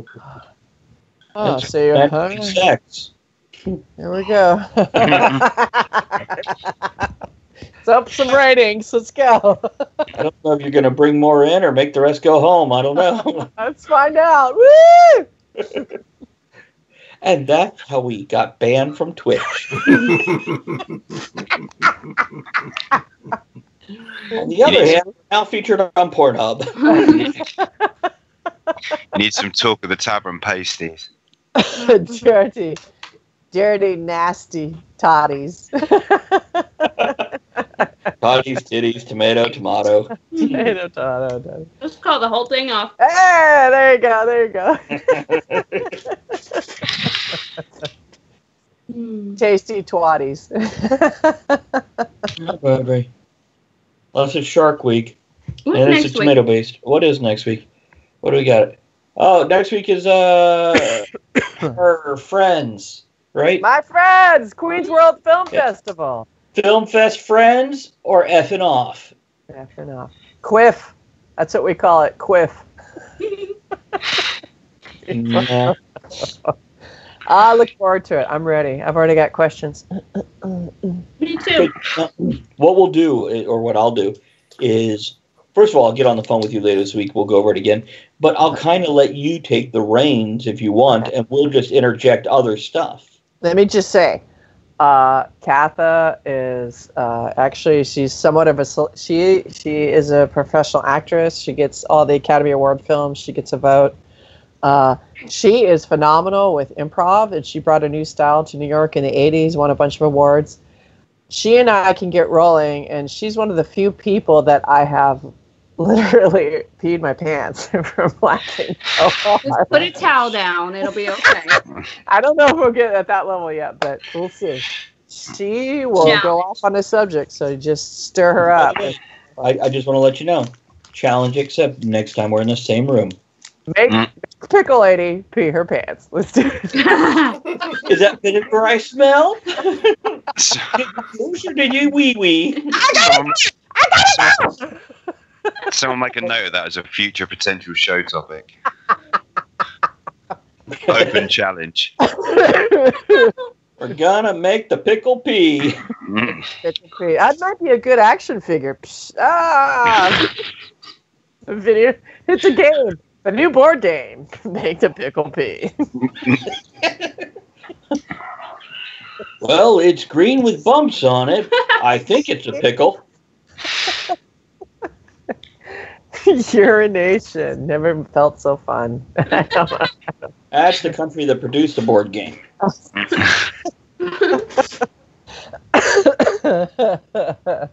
Good Wow. times. Good times. I I truly think, now back to the millennials and the misery. Okay. I believe, You can have one. and I've said this before and people laugh, I think when people don't create, bad things happen. And I think People as a society or individual? anyone. We've turned into a society of canaries, or the pudgies that fall in love with the reflective mirror. Chip, chip, chip, chip, chip, chip, and they're always taking self. I thought you meant they're going to send us into the mines and see which one of us dies first. Oh, okay, that's my job, all right. But when I teach kids to use the phone, to use this device, this is a first thing I get them lured in is like, is this how you take a picture? Yes. I said, no, it's this way. It's like your eyes, right? And okay. And then they start thinking. Da, da, da. And usually I start off with, what is this? It's a phone. No, it's a computer. Wake up. Oh, okay. I like it. And then we get onto it being a production studio. You can make any kind of film. You can change. You can have your opinion be sent out up into a satellite anywhere in the world that someone can watch and be moved. And eventually they get to a point where they've gone from playing Tetris or whatever, Snapchatting, to making films. And I made the comment earlier, and I want to reiterate this as I finish my point. More people today have said to me, wow, you really look good today. You really look pretty. What's going on? I spent the last week barely sleeping and constantly writing. That's what's going on. And if you do your passion and you're creating, it is fulfilling. Your soul is speaking to the world, and I think you're bettering the world, and the world responds. Boom. You know what? Maybe you look better because you're feeling fulfilled. That confidence, that energy, it's coming through. Your insides are showing, baby. That's from creating, and that's my point. That's what we want more of. We want people empowered and sharing. And you ask it. Cool. So you ask any professional chef, what's the moment in your job where you feel the most alive? And it's not when they spend 2 hours to produce one amazing showpiece for a competition or a special event or something. It's on a Saturday night at 9 o'clock when you're 40 orders deep with 120 covers still waiting to be cooked and the machine's still spewing out tickets like it's the day of Armageddon. That's when you come alive, because that's when you prove that you can do that. You know, it's not so much having the time to display artistry and be beautiful. It's coping with taking an absolute pounding. That's when you get the most joy out of being a chef, because you get that adrenaline buzz of, look at me, you're by all rights, I should have just thrown the towel on the floor and walked out the door half an hour ago. But the interviews I did this weekend. That's nice. One of the questions I asked probably half the people I interviewed is, tell me about your favorite fan experience. Your interaction with one of your fans. And almost every one of them, it boiled down to when I touched somebody's life. When they came back to me and said, your music was the soundtrack of this, or it got me through this, or your book inspired me to do this, or helped me get through this problem, or anything. And I think that's the bottom line of creativity, is you did something for somebody else. Yeah, I think you're right. I'd agree with that. It affected their life. You gave them something when they needed it. I like to think, Travis, that out there's someone who has been emotionally touched by drowning kittens. No, but I'll tell you this, Kevin. That's why I have such a love and fascination for food, and I call it the art you could eat. So who wouldn't love it? It's right. It's connected with smell and taste, and that's right connected with memories. You know, right. And we all have those favorite meals we ever had in life, and it could be something. I about comfort food in these videos also that I did. One of the questions I asked about half of them is, "What's your go-to comfort food? What's your favorite comfort food?" And that's. I was going to say, an emotional reaction to food. I had that when we were over in the UK. I have seen her cry. Do tell. Okay, I got to interrupt for a minute. I'm sorry. Good. I'm sorry. Andrea, everybody have a moment. Put your hands on you got to talk about this shit on the air, okay? What? This damn story that you just posted. Okay. Give me just a second. What did you just post? I have no idea. She was talking to us. What happened? Do you want me to tell the food thing, or do you want me to do this? Do the food thing, then that. All right. When we were in the UK, for Kevin's wife's birthday, for M, we went to Osborne House. And I got to have a scone the proper way. And Emily was telling me, you do this, you put the butter and the jam, the clotted cream, and everything. And I took one bite, and I wasn't sad. But I just teared up, and I was crying so much. That was like heavenly experience. I don't know how to describe it. Orgasm? Fabulous. It was fabulous. Oh my fucking God. Can't be a good cream tea. Don't cream in my tea. Ed wants me to talk about this. I just saw it on Facebook and I'm like, Jesus Christ. As soon as it loads. The couple was sent to the hospital. Oh, God. No, don't load, Ed. Oh, there it goes. Couple hospitalized after man gets his head stuck in his wife's vagina. I don't know if this is real. What is that called? I've heard of fisting, but what do you call that? Suction cupping. A headache. Giving head. Heading her off at the pass. The couple was transported to the hospital in a very awkward Split lip last night. The swim cap. Frowning. A bad idea.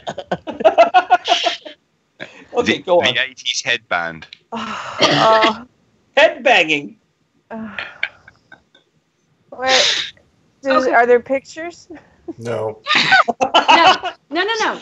But For science purposes. Crown Royale. Hold on. With cheese. Samantha Irving, they're from Greensboro, a town of Greensboro in Alabama.